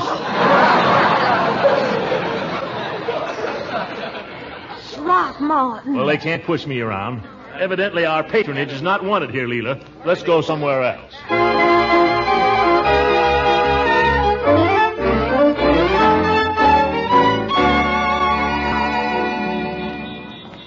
I declare, Throckmorton, I've never seen Summerfield so crowded. Why don't these people stay home nights? Well, I suppose we could at least drop in here and get a soda. Would you like a soda? I don't know. Would you? Oh, I don't know. Would you? Oh, look, a little boy in a mask. Well, that's more like it. That's the first real sign of Halloween. Oh, well, what's that thing he's swinging around? Oh, that's a sock filled with flour. Oh, we used to have more fun with those. Oh, he isn't going to hit somebody with it. What do you think it's for? Hello, little boy. Hello there, Sonny. What's your name? Cat got your tongue, huh? You're not Piggy Banks, are you? You're not going to hit anybody with that, are you, little boy? Yes, careful now. Careful how you swing that. I'll tell you what, if you go away, I'll give you a nickel. Listen, if you hit anybody... Look out now. If you're Piggy Banks, I'll tell your mother. Did you hear what I said? If you come near me with that, I'll... Come back here, you. I dare you. Let me brush you off, Throckmorton. I think you might show a little more consideration, Leela. Oh, but you look so funny, darling. Come on, let's go in and get a soda. Well... Well, hello, Mrs. Ransom. Oh, good evening, Mr. Peavy. And Mr. Gildersleeve. Well, has it been snowing out? No, it hasn't been snowing. The lady here would like a soda. Well, aren't you going to have anything, Throckmorton? I got something. Oh, well, if you're not going to have anything, I'm not going to have anything. All right. Soda for me, too. Chocolate. Chocolate, it shall be. How have you been, Mr. Peavy? Oh, just fine, Miss Ransom, just fine. You two been out doing the town? Well, if you could call it that. Halloween isn't what it used to be, Peavy. No, Mr. Gildersleeve, it isn't. And maybe it's just as well. Why? Well, I remember one Halloween. Why, Harry, it's a lucky thing we didn't all land in jail. Well, what did you do, Mr. Peavy? Well, you know how boys are, Mrs. Ransom. I remember it was a dark night like this one. It was out at old Mr. Thatcher's house, crabby old fellow. Maybe you remember the house, Mr. Gildersleeve. Oh, yes, I remember it. Well, we'd planned this thing for weeks, and it was dark, as I say, so we appointed one boy as a lookout, and we hid in the bushes till the coast was clear. Oh, yeah? Go on. Then when we got the signal, we sneaked across the lawn. Yeah? We tiptoed up the front steps. Uh-huh. And crawled on our hands and knees across the porch. Yeah? And stuck a pin in his doorbell. Peavy, you didn't. Yes, sir, and I want to tell you, I got out of there just fast as my legs would carry me. Peavy, I wouldn't have believed it if you hadn't told me yourself. Well, I'll be honest with you, Mr. Gildersleeve. I didn't actually stick the pin in the bell myself. Oh? I stayed behind in the bushes. But if they ever found out that pin came out of my lapel... It came out of my... Throckmorton, you know what I think? Know what? I think we ought to have a Halloween party, an old-fashioned one where you bob for apples and stick pins and things. But it's too late, Leela. Oh, no, it's not. Tomorrow's Halloween, really. We could have it at your house. But, Leela... Oh, don't be an old killjoy. Now, who we have? Oh, you come, won't you, Mr. Peavy? Well, I'm afraid I wouldn't be able to, Mrs. Ransom. You see, Mrs. Peavy gets a little nervous around Halloween, so I usually stick pretty close to home till it blows over. Oh, too bad. Well, there's Judge Hooker. We'll have to have the judge. Yeah, for laughs. Now, who else? Well, we ought to have another girl. Oh, do you think we need to? For the judge. You know, the old goat likes to think he's Sir Walter Raleigh. Oh, well, who can we get? I don't seem to know many women somehow. Well, there's a Miss, Goodwin, I think her name is. Goodwin? I don't seem to recall. I only know her slightly. Oh, well, how does it happen I've never heard you mention her before? Well, I say, I know her. I've met her, that's all. She's the principal of the school. Oh, a school teacher. Yeah, school teacher. Well, that sounds perfect for the judge. Yeah. You know her, don't you, Peavy? Oh, yes. She's perfect for the judge. Yes, perfect for the judge. She can't be that perfect. Well, no, I wouldn't say that. I'd say that she was... Thanks for the sodas, Peavy. Gotta be running along. Oh, but Throckmorton, I've hardly finished. Gotta get going before the crowd gets out of the movies. Oh, gracious, how you rush it, girl. Oh, forgot to pay. Peavy, did anybody ever tell you talk too much? Why, no. Well, consider yourself told. Good night, Peavy.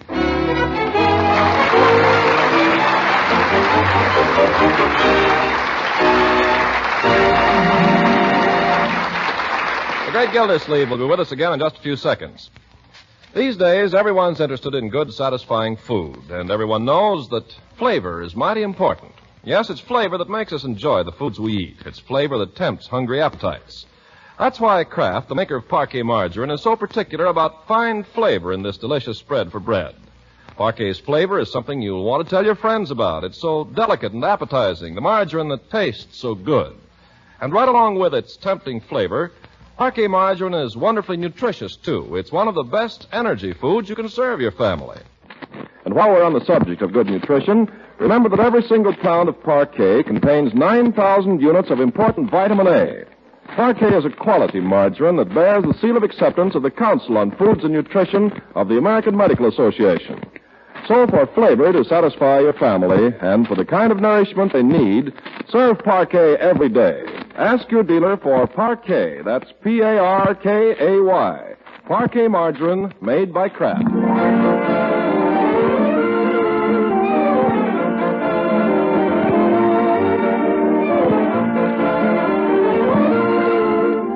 Halloween is here at last, and the great Gildersleeve is ready for it come what may. Leroy has carved a pumpkin, and Bertie has prepared some refreshments. Don't they teach you any poetry in school these days, Leroy? Oh, sure. I woke up in the morning and looked upon the wall. There was a flea and a bedbug having a game of ball. Leroy, you didn't learn that poem in school. Oh, I did too. Piggy taught it to me during geography. By George, I'm going to ask your teacher to change your seat.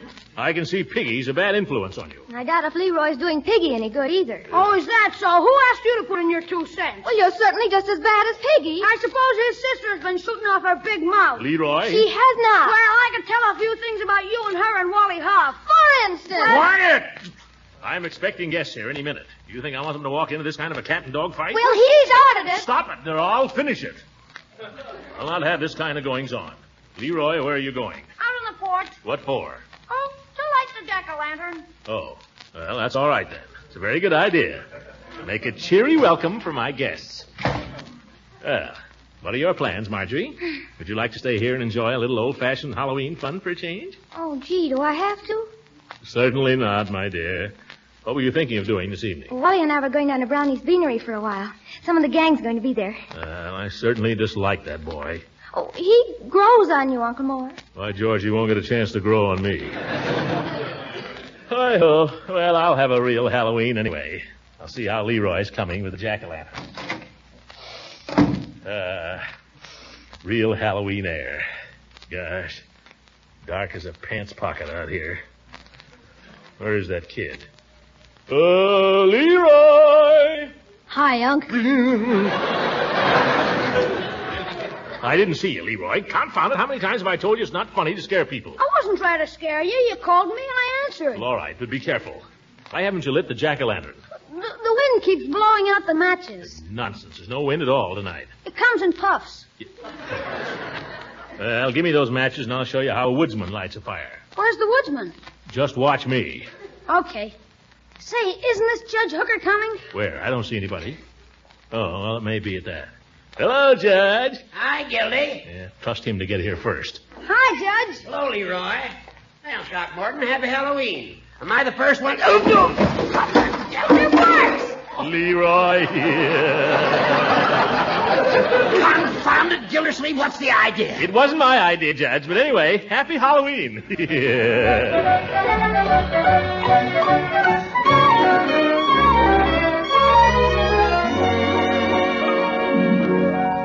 Just stand here by the fire, Judge, and you'll be dry in no time. Doggone that kid. Now, Judge, boys will be boys. Well, I wouldn't be surprised if you put him up to it. Why, Horace. And you laughed. Well, I couldn't help it. I'm always laughing. Now, cheer up, Judge. Well, maybe that's my girl. Your girl? Miss Goodwin. What makes you think she's your girl? All right, I'm easy to please. I'll take Leela. Oh, no, you won't. Leela's my girl, you old goat. Rather be a goat than a hog. Well, hello, Leela. Hello, Throckmorton. Come in. We were just talking about you. I knew it. I could feel my ears burning. Yeah, they're still pink at that. Let me take your coat. Oh, thank you. Oh, my, the house looks lovely. I think Halloween decorations are so exciting, don't you? I certainly do. Oh, good evening, Horace. Good evening, Leela. What a wonderful idea, coming in your old clothes. I just love old clothes parties. This is my new suit, Leela. Or it was when I left home. Well, what happened? Gildersleeve's little nephew played a Halloween prank that soaked me to the skin. Oh, how awful. That doesn't sound like Leroy Throckmorton. It's my idea of Leroy. Oh, mercy, the judge might have caught pneumonia. Oh, don't worry about me, Leela. I'm a pretty tough old rooster. Oh, well, let's forget all about it and have a nice Halloween. Where's your lady friend, Horace? Miss Goodwin? Oh, she's not my lady friend. Not according to... Now, Horace, can't you take a joke? Seems to me I'm being asked to take a good many this evening. That must be Miss Goodwin now, Judge. Why don't you go and let her in? Well, thank you. What did Horace mean about her not being his lady friend, Throckmorton? Oh, nothing. Just his peculiar sense of humor. Good evening, Miss Goodwin. Good evening, Judge Hooker. So nice to see you again. Permit me to take your wrap. Throckmorton? Yes, Leela? I thought you said she was a school teacher. She is, Leela. Well, she dresses like the school teachers in Esquire. Now, Leela. Here we are. Mrs. Ransom, may I present Miss Goodwin? How do you do? It's so nice to meet you. Good evening, Throckmorton. Well. Hello, Eve. Well, why didn't you tell me Miss Goodwin and you were such old friends, Throckmorton? Well, Since he's been on the school board, we've seen a good deal of each other, Mrs. Ransom. I see. Well. Nothing so much fun as a Halloween party, is there? Or is there?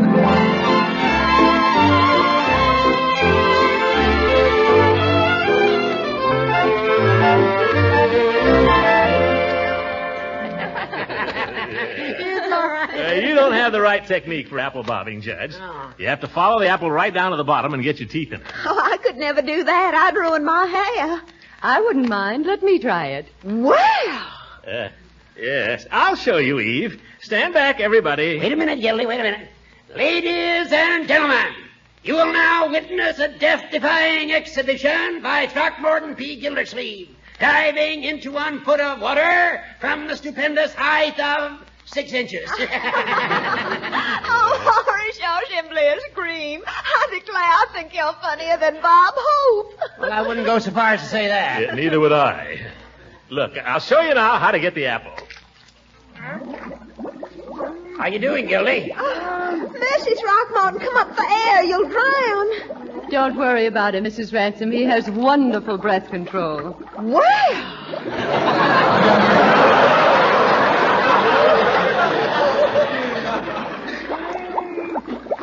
Hooray!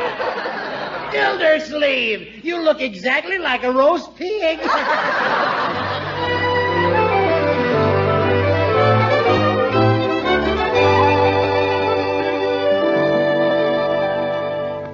I know what we ought to do now. Let's tell ghost stories. Oh, that's a wonderful idea, Eve. I know a real thriller. Ghost stories never scare me. Well, it'll scare you if we turn out the lights. Turn off the lights, will you, Judge? All right. There. I'm still not a bit scared. You will be. Once there was an old haunted house way out on the edge of a swamp. There was a ghost in the house who was trying to find his murdered wife. And he used to go through the house every night at midnight saying, ooh. Ooh, I'm frightened already. Yeah, I'm a little nervous myself. Oh, pooh. Well, one night, some hunters were passing near the house when it got real dark. And not knowing the reputation of the place, they decided to spend the night there. So they went up to the door, and just then... Oh, Throckmorton, this is silly. I think it's fun. I know a game that's lots more fun in the dark than telling ghost stories. Well, what is it, Leela? Sardines. I never heard of it. Never heard of sardines? No. Oh, well, the way you play it, one person hides in the dark, and then all the others try to find him. Or her. And when you find the person, you don't say anything. You just stand as close to him as you possibly can till all the others find you. That's sardines. Oh, well, I can see it's got possibilities. Yeah, let's try it. Miss Goodwin, why don't you be the first to hide? Why, Horace, I suggested the game. Now, you can hide next. Yeah, very fair, Judge. Go ahead and hide, Eve, while I count 50. Well, I don't know any places, but... Oh, all right. All right. 45, 46, 47, 48, 49, 50. All right, Eve, here we come. Who left that chair there? Oh, doggone it!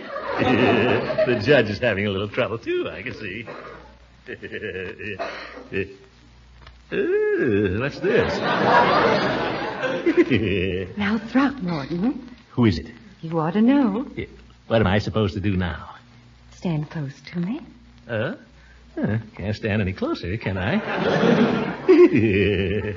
What's going on here, anyhow? Hey, no fair turning on the lights. Throckmorton Gildersleeve. Now, Leela. Well, if I'd known there were this kind of people in the game, I never would have suggested it. Mrs. Ransom. Don't you try to shush me. I wonder if you'd mind taking me home, Judge. But, Eve, the party's just begun. Well, as far as I'm concerned, it's all over. Now, wait a minute. Leela, please. Eve, please. Leela. Oh, who invented Halloween anyway?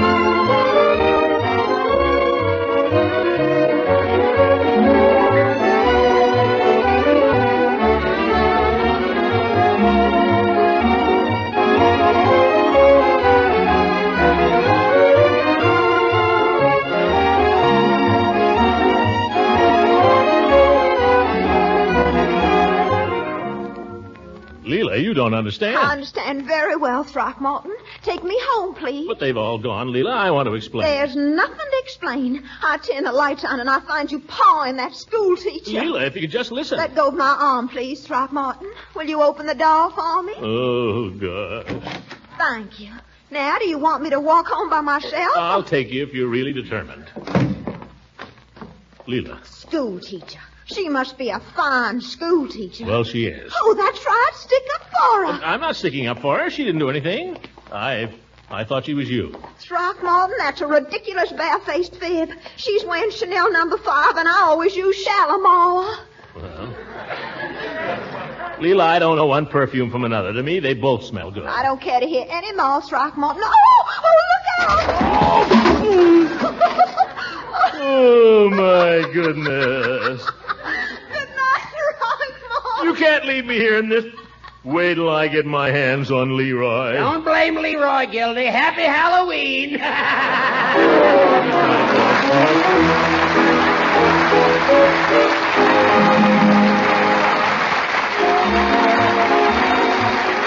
Music heard on this program was under the direction of Claude Sweeten. This is Ken Carpenter speaking for the Kraft Cheese Company and inviting you to be with us again next week for the further adventures of the great Gildersleeve. All right, welcome back to Yesterday Today. That was the great Gildersleeve, and we haven't actually heard from Sidney since he went to go haunt the roof. So don't say his name. Yeah, I don't want to jinx it. I guess that's true. It's actually quite peaceful right now. Nothing's really going on. Huh. It's nice. This is nice. You know, I can sit here, sip my coffee. You know, we can just listen to some old-time radio. We don't have to deal with Sidney and his shenanigans. Why do I feel like there are eyes boring into the back of my head right now? Do I want to turn around? I don't think I want to turn around. Now that you mention it. I'm turning around, McLean. I'm gonna face my demons. Hey, Sid, what are you doing? You said the name Sidney 3 times, and you summoned the spirit. Now I must haunt you for the rest of your earthly days. And this ain't just a regular haunt, by golly. This is one of those super intense marathon haunts where, like, I don't even leave you for 2 seconds. I'm just constantly on your back, just constantly haunting. Sidney. Sidney, it seems like you're just standing there boring a hole through the backs of our heads with your eyes. Well, that's actually a big part of haunting. I'm thinking of incorporating some poltergeisty type stuff where I start throwing things at you. I think that's a thing, right? I mean, not that I would know, but the ghost does, so, you know. Sidney, I'm starting to believe that this isn't just a Stockholm Syndrome thing. It's more like one of those imaginary friend things. It's like, you know that conspiracy theory that in Ferris Bueller's Day Off, that Ferris Bueller was just like completely imagined character that Cameron came up with? I think that's you and this ghost here. Interesting thought. Completely untrue, though. Totally real ghost, totally real possession, totally real haunting. Anyway, I'm thinking of getting some pea soup. You guys want some? No, I'm good. No. Why pea soup? He doesn't get the reference, but I'll be right back. But don't, super haunting you guys. Don't forget that. I'm constantly haunting you because you're cursed. You're cursed with the spirit of the spirit of whoever's inhabiting Sydney. I really got to sort out the flow chart here. Don't worry, I'll get it straight, guys. I'll get it straight. But I'm really gonna make some soup. So yeah, don't go anywhere.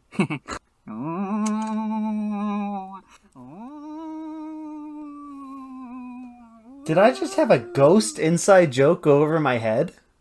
I think you did. I referenced Ferris Bueller's Day Off. He referenced... Anyway, the last show we have for you today is the Jack Benny program from... let's see. This is November 3rd, 1940. Sort of a flashback to the Halloween night that happened. So here it is. J-E-L-L. The Jell-O program starring Jack Benny with Mary Livingston, Phil Harris, Dennis Day, and yours truly, Don Wilson. The orchestra opens the program with Let's Be Buddies.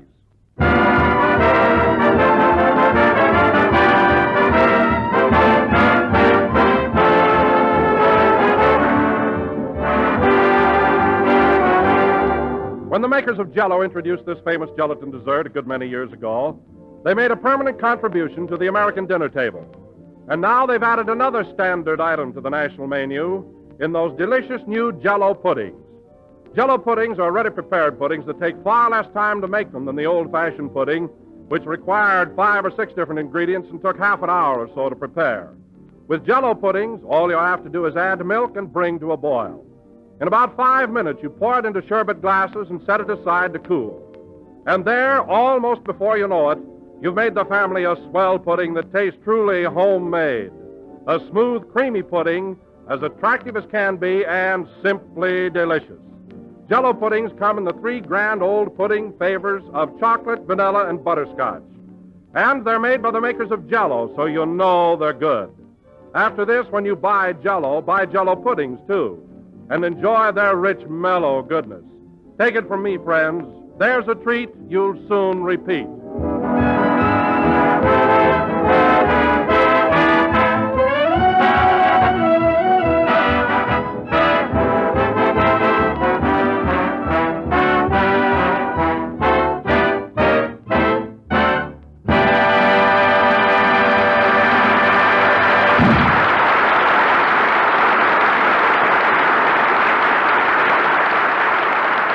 That was Let's Be Buddies, played by the orchestra. And now, ladies and gentlemen, as you all know, last Thursday evening was Halloween, and Jack celebrated by throwing his annual costume party for the Jell-O gang. So this evening, we will turn back the clock. The time, last Thursday night. The place, Jack's home in Beverly Hills. Take it away. I'll never smile again. Heidi, Heidi, ho. Rochester. I'll never smile again till I get more dough. Rochester, that's a beautiful song. You don't have to change the lyrics. Well, I'm trying to get a message across. Oh, you are? Well, you don't have to put it to music and make an opera out of it. If you want a raise, just come right out and ask me. I'll never smile again. Now, cut that out and stop complaining. I'm giving a costume party tonight, and I'm not even dressed yet. Here, help me pull my shirt off. Okay. There. Now, hand me that grass skirt. Oh, boy.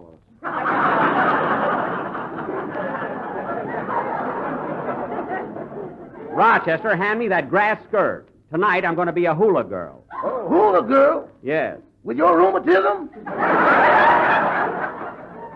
Never mind my rheumatism. I bought this outfit when I was in Honolulu, and I'm going to wear it. Now, pin that gardenia in my hair. Yes, sir. Well, what's the matter? Can't find anything to pin it to. All right, hang it over my ear. There. Say, that's pretty good.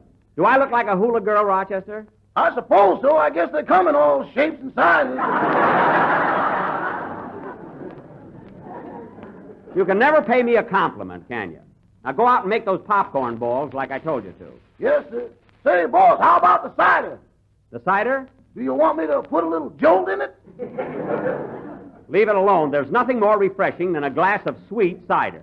Nobody's going to slide down the banister on that. Rochester, there's going to be a party, not a brawl. Now go tend to your work. And on your way to the kitchen, answer the door. It's in the opposite direction. I don't care. Answer it.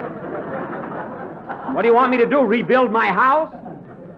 My goodness. Grass skirt's a little long. I better pull it up. It's Miss Livingston. Good evening, Miss Livingston. Hello, Rochester. Oh, hello, Mary. What do you think of my costume? Well, I'll be... What's so funny about me being a hula girl? Hula girl? I thought you were a haystack with dandruff. Mary, if I'm a haystack, what am I doing with this gardenia hanging over my ear? All right, you're a sissy. I'm not a sissy, I'm a hula girl. Princess Jackamoku. Now, later on, Mary, when the party gets rolling, I want you to ask me to do a native dance. No kidding. Are you going to dance? Yeah, I learned it in Honolulu last summer. Get a load of this. It's not the island fair that is calling to me. Dum-dum-dum-dum-dum-dum-dum-dum. Wow, how's that? I sure made my hips move, didn't I, Mary? Yeah, now move them back.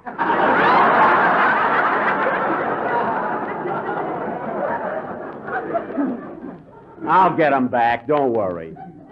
Now, Mary, light the candles in those jack-o'-lanterns. I want to put them in the window. Okay. Say, boss. What is it? Ain't you cold running around with nothing on but a grass skirt? No, what makes you think I'm cold? You got so many goose pimples, you look like a horn toad. Oh, I'll be all right in a few minutes. No kidding, Jack. You ought to put something around your shoulders. Oh. Well, holy smoke. What's the matter? Look at that tattoo on your arm. Grow with Waukegan. Oh, that. I had it done when I was a young fella. You know, I had a couple of snorts of elderberry wine one night, and I felt very civic. Hand me that pumpkin. Here you are. Gee, I'll bet you were a devil in those days, eh, Jack? Was I? You should have known me then, Mary. I can just see you standing in front of the pool room, with a straw hat over one eye and a toothpick in your mouth. Yeah. When a girl would pass by, you'd yell, "Hello, chicken, let's fly the coop." All right, so I used to flirt with the girls. You get one yet, boss. Rochester, I thought I told you to go out in the kitchen and fix those popcorn balls. And see who that is. Why don't you put swinging doors in here? Rochester, this is not a saloon. Especially with that cider. Never mind, answer the door. Okay. Never saw anybody as lazy as he is. Say, Mary, I forgot to ask you, how's your cold? You know, we missed you on the program last week. Oh, I'm fine now, Jack. I'll be with you next Sunday. That's good. Well, look who's here. Hello, Dennis. Hello. Well, look at the kid, all dressed up in a Navy uniform.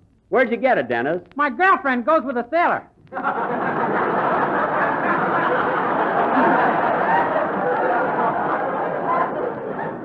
Oh, well, that was very sweet of him. You know, Dennis, I used to be in the service myself. Darn it, I wish I could go again. What can a hula girl do in the Navy? Oh, stop, will you? I'm not a hula girl. You could have fooled me. There you are. I look all right, don't I, Dennis? Yeah, but if you're a hula dancer, Mr. Benny, don't you think you ought to take your shoes off? Oh, certainly. Why didn't you tell me, Mary? I can't dance with shoes on. Here, Rochester, help me take them off. Okay, hold tight. And incidentally, Mary, you should have worn some kind of a costume yourself. Well, gee, I didn't know what to wear. Oh, you could have thought. Rochester, I said take my shoes off. I'm trying. Well, pull. Okay. There.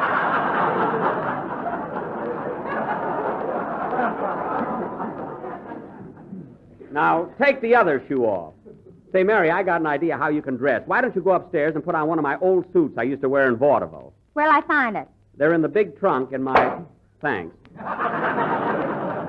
They're in the big trunk in my bedroom. Gee, it feels kind of good to go barefoot. Look who wants to get in the Navy with those fallen arches.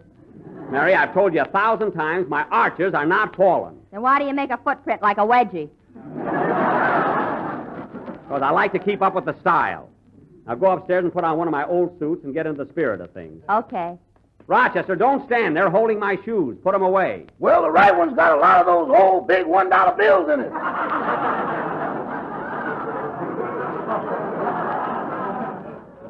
Stop making things up. There's nothing in that shoe but an insole. Green, ain't it?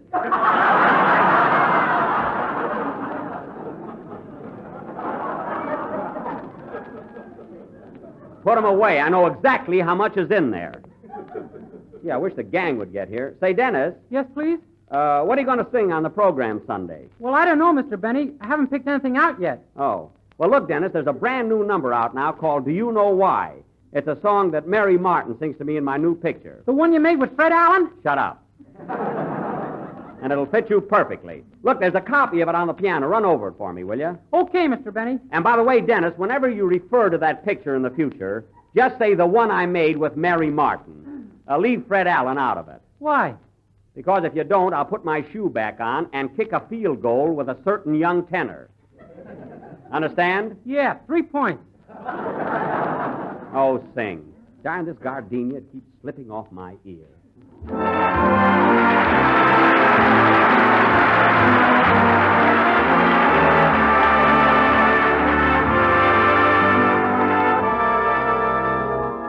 We used to say our love will stay until the cows come home. And then the cows came home.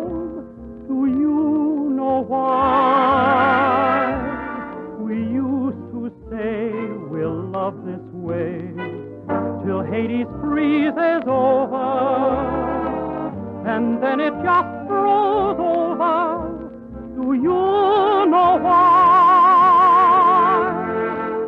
We thought we had a future dancing a jig for us. Do you suppose our little dreams are too big for us? We used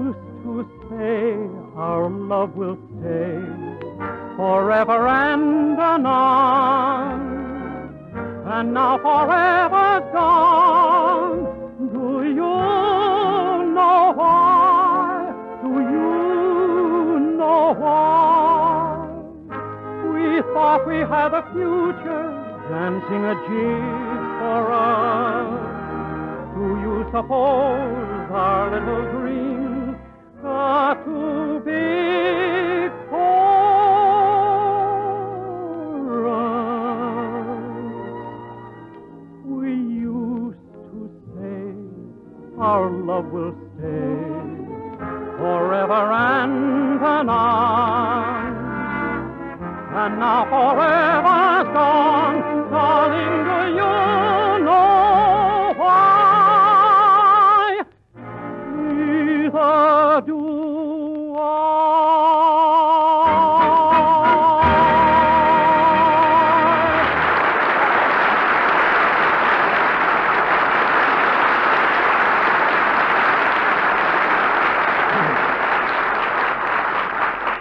Very good, Dennis. That'll sound great on the program. Yeah, I think it'll be swell. Wonder what's keeping Phil and Don. We want to go out tonight and have some fun. See, Mr. Benny, while we're alone, do you mind if I ask you a personal question? No, what is it? Well, how come I only got 35 cents for mowing your lawn last week?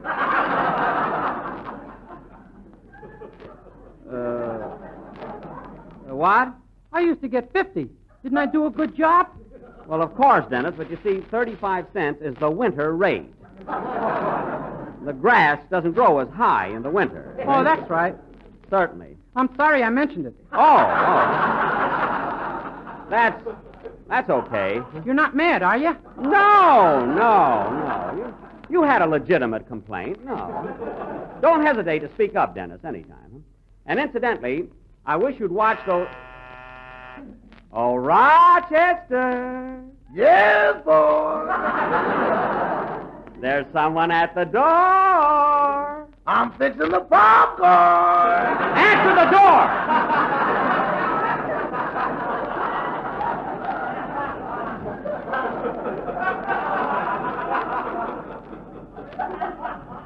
Now go ahead. Yes, sir. Doggone, with all this walking, I might as well be a picket. I never saw anybody that hated doors so. Hello, Mr. Wilson. Hello, Rochester. Hi, Jack. Dennis. Hello, Mr. Wilson. Say, I thought you'd never... What's that supposed to be, Don? A black costume with white lines all over it. Why, don't you get it? No, what are you? I'm a skeleton.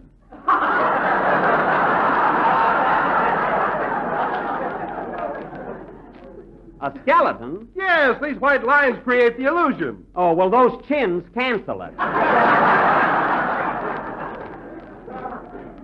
By the way, Don, how do you like my outfit? Oh, it's very attractive, Jack, but aren't you afraid of catching cold? No, I'm all right. Here I am, fellas. How do I look? Well, Mary, what are you supposed to be? A ham. This is one of Jack's old suits from vaudeville. Yep, I wore that suit in every theater on the Orpheum circuit. Look at those big checks and pearl buttons. It's a little loud, isn't it, Mr. Benny? Well, of course, nobody wears a suit that flashy nowadays. They don't, eh? No. Boys, on Central Avenue, we got pallbearers that dress louder than them.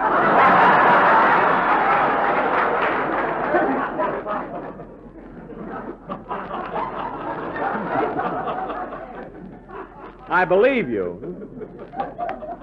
What a suit. Get a load of these cuffs on the sleeves. Well, it was all the rage. See, when I used to walk out on the stage in that outfit, I was a sensation. What are those red spots all over the suit, Jack? Those red spots? I don't know. They tomatoed him in Toledo. They tomatoed him in Toledo? Now, wait a minute, Mary. That's a fib. When I played Toledo, it was wintertime, and tomatoes were out of season. You were so bad, they shipped them in. Listen, Miss Livingston, Toledo was one of my best towns. Well, I used to be a... Open up in there! Hey, fellas, there's Bill Harris. Wait till he sees me in this hula costume. Answer the door, Rochester. Here I go again. Answer it. Is my gardenia on straight, Mary? Yes, yes.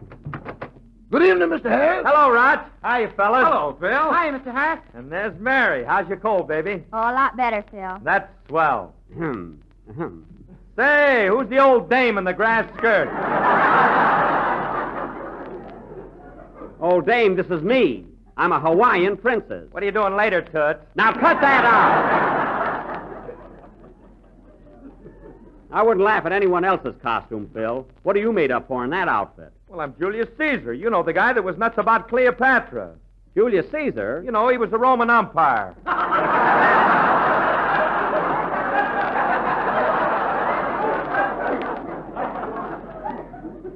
That's emperor.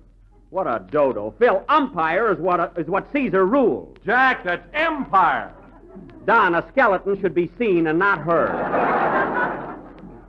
Phil, I gather that you're studying ancient history now. You know, Mary, Phil goes to night school. He's trying to broaden his mind. You ought to clean it up, too.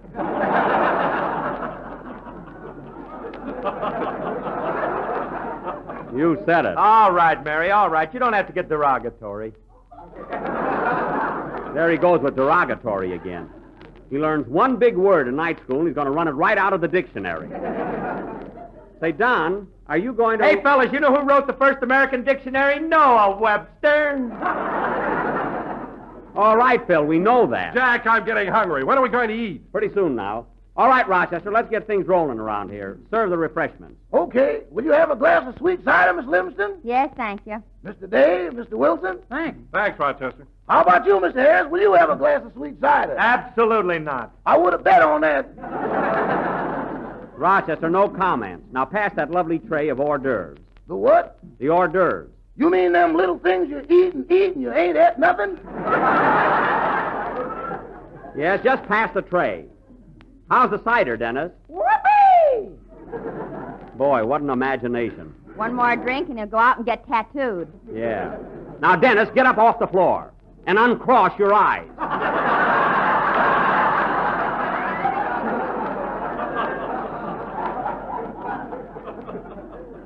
Showing off on sweet cider yet. Pass the olives, will you, Phil? Here you are. Gee, you look cute in that outfit, Mary. Where'd you get the suit? This is the one Jack used to wear in vaudeville. Yes, sir. I wore that suit in every theater in the country. Hey, Jack, look what I found in the pocket, an old program. No kidding. Yeah, from the Globe Theater, Kansas City, Mo. Oh, yeah. Who was Mo? The manager, wise guy. Who was Mo? The Globe Theater, eh?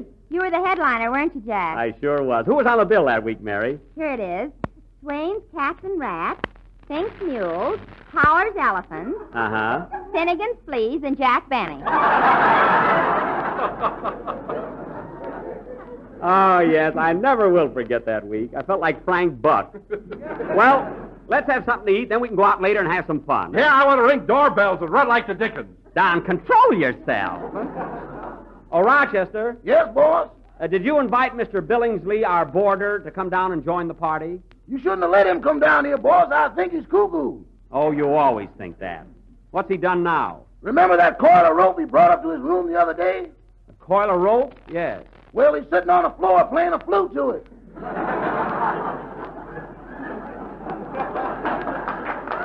Oh. Well, why didn't you take the rope away from him? I tried to, and it hissed at me.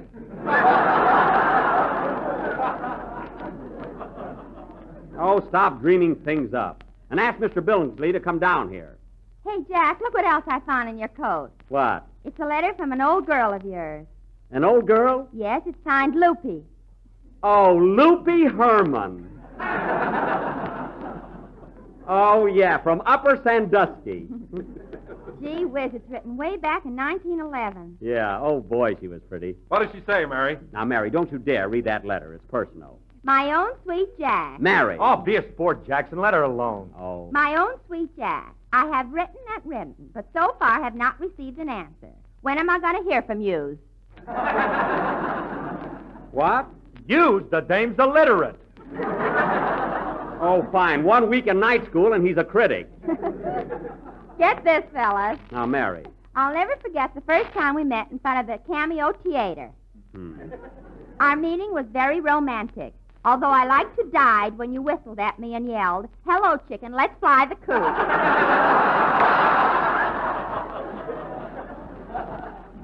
Give me that letter. Papa's afraid for me to marry you because he does not like actors. But if you still want me, I'm the apple in your eye, like what you said. Girls were silly in those days. Now, give me that letter. P.S. I forgot to tell you, a horse ran away with me last Tuesday. I wished it was used. Mary, give me that letter or tear it up. Why, Jackson, I can't understand you going out with a dame that ignorant. Phil, you were spelling Harris with one R up to last week. You're never right. Now, wait a minute, Jack. Phil may not be so hot in English or history, but he's not so dumb. Oh, yeah? You just don't understand him, that's all. I don't understand him. No. Atta girl, Mary. Come here, Phil. I want to tell you something. What is it, kid? Well, listen to this. You know, Phil, I'm critical and analytical where you're concerned. I've learned just what you're all about. You mean, Mary, that you think you've really got me figured out? I think so. You're kind of slow at working out puzzle or trick. But when it comes to love, you catch on quick. But look, Mary, I'm only wasting time at bridge. I don't seem to click. But when it comes to love, you catch on quick. Well, there's a lot of other things I know. I'm kind of sharp. Where's Alaska? Alaska's right up. When is Christmas? Christmas is the 20th. Who was Lincoln? Oh, I'll bet you I'm wrong, whatever I'm thinking. You're not a whiz at any quiz. Your mind just won't tick. But when it comes to love, you catch on quick. Well, ask me something else. Go ahead. Now ask me something. You don't know what it's all about when you wave that stick. Well, the stick. But when it comes to love, I catch on quick. And even though you have a band, you can't play a lick. Maybe not, honey. But when it comes to smooging, I catch on quick. Ask me something about music, All will right, you? Phil. Anything. What's the downbeat? A downbeat is when you bring What's the half note? that little round thing. Ah, what's a ballad? I'll bet you it's something that comes with a salad. You couldn't find your way around with shovel or pick. But when it comes to love, we catch on quick.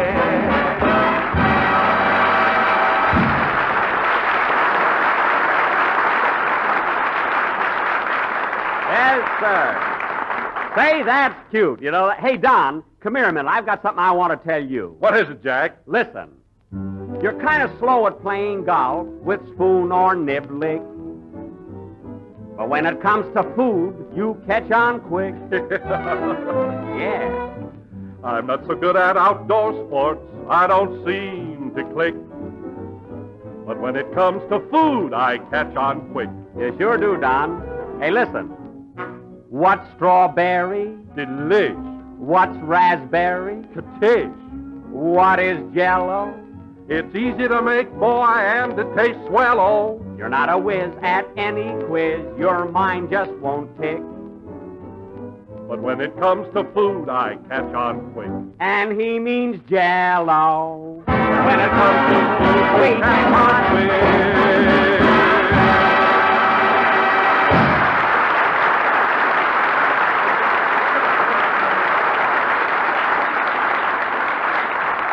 Hey, that was great. We ought to sing that Sunday, Don. Make a note of it, will you, Mary? Let me do it. I'm practicing writing. All right, Phil, all right. You can do it. Well, it's Mr. Billingsley. Good evening. Good evening, Mr. Benny. Entertaining your friends, I see. Yes. Yes, won't you join us? No, thank you. I was just going out. That's too bad. Say, that's quite an outfit you're wearing. Yes, I'm Napoleon. Well, there's nothing like dressing up on Halloween. Oh, is this Halloween? Goodbye.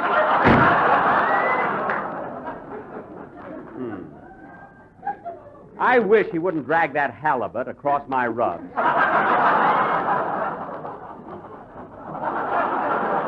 Hey, fellas, what do we do now? Let's go out and ring doorbell. Okay. If I hear another doorbell, I'll scream. Too bad about you. Come on, fellas, let's go. Now, wait a minute. Mary wants me to do my hula dance, don't you, Mary? Yeah, I can hardly wait. Hey, Don, get a load of this. I learned it in Honolulu. Say, Rochester, get your guitar. Here it is on the piano. I want a little hula music for atmosphere. Do you know a little brown girl? Millions of them.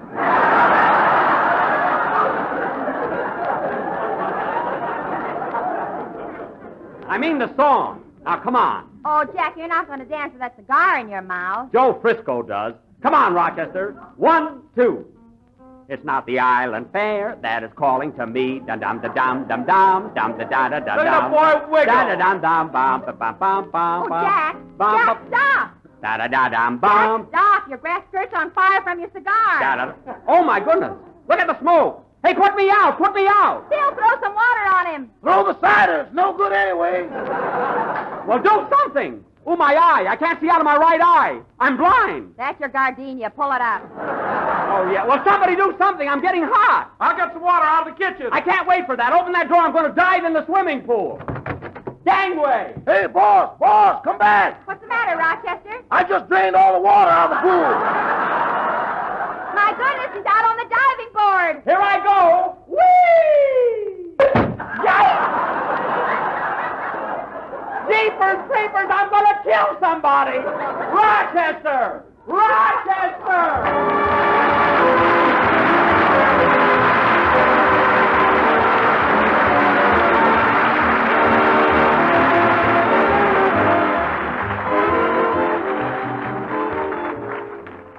Have you ever noticed, ladies and gentlemen, that very often when folks sit down to dinner, the first thing they think of is the last part of the meal? What's for dessert is the way they usually phrase it. And the quickest, most satisfactory answer, of course, is Jell-O.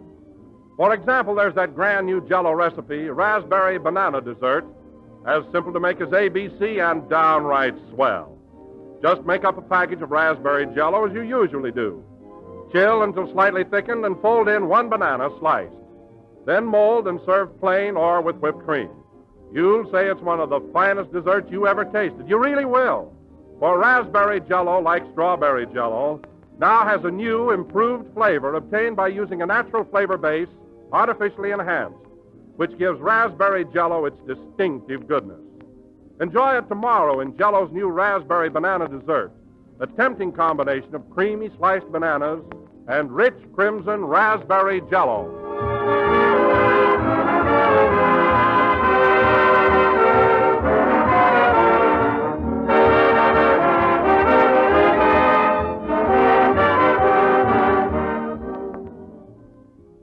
Well, folks, that's what happened at my house on Halloween night. And now, ladies and gentlemen, for this week's program, we bring you that flat-headed comedian, Jack Benny. It's too late now, Don. Good night, folks.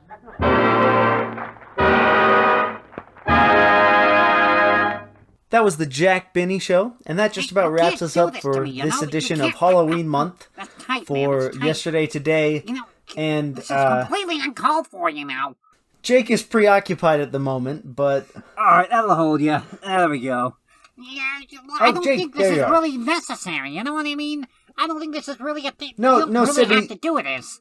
Sydney, you're possessed. We can't take any chances. Yep, gotta tie you up like this, man. I think we gotta shove you in a closet, too. Like, I think that's the best way to contain you. I think it's best for everyone, safety-wise, for you to be alone. So I'll if leave some if you food just and wanna water in stay- there. You'll be okay, man.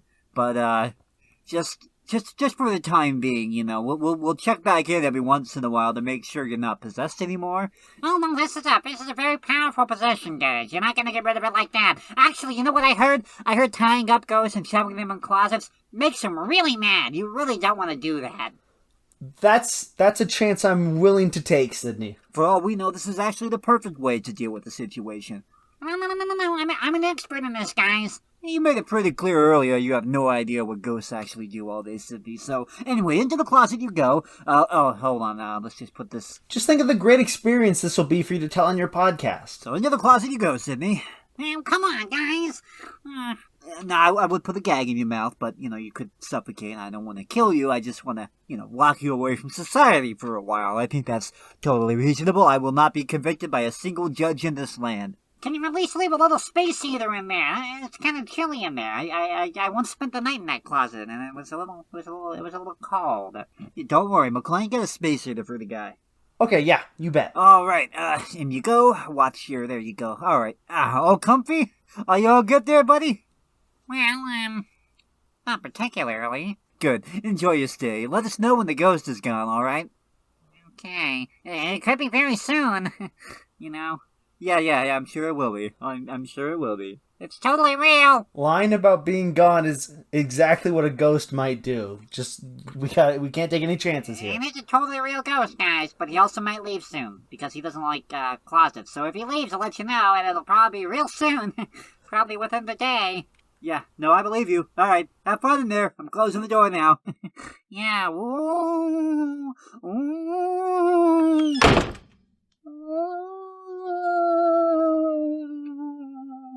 Just remember, Jake, it's for his own good. And for ours as well. It really is. Thanks for listening to Yesterday Today. Next week, we're wrapping up Halloween month with a Halloween month finale entitled The Halloween Month Finale. We're really bad at naming things over here, folks. We only got a week to get a name for this Halloween month. Yeah. Anyway, have a good week. Have a good time. Have a good fall. Have a good Halloween. Have a good everything.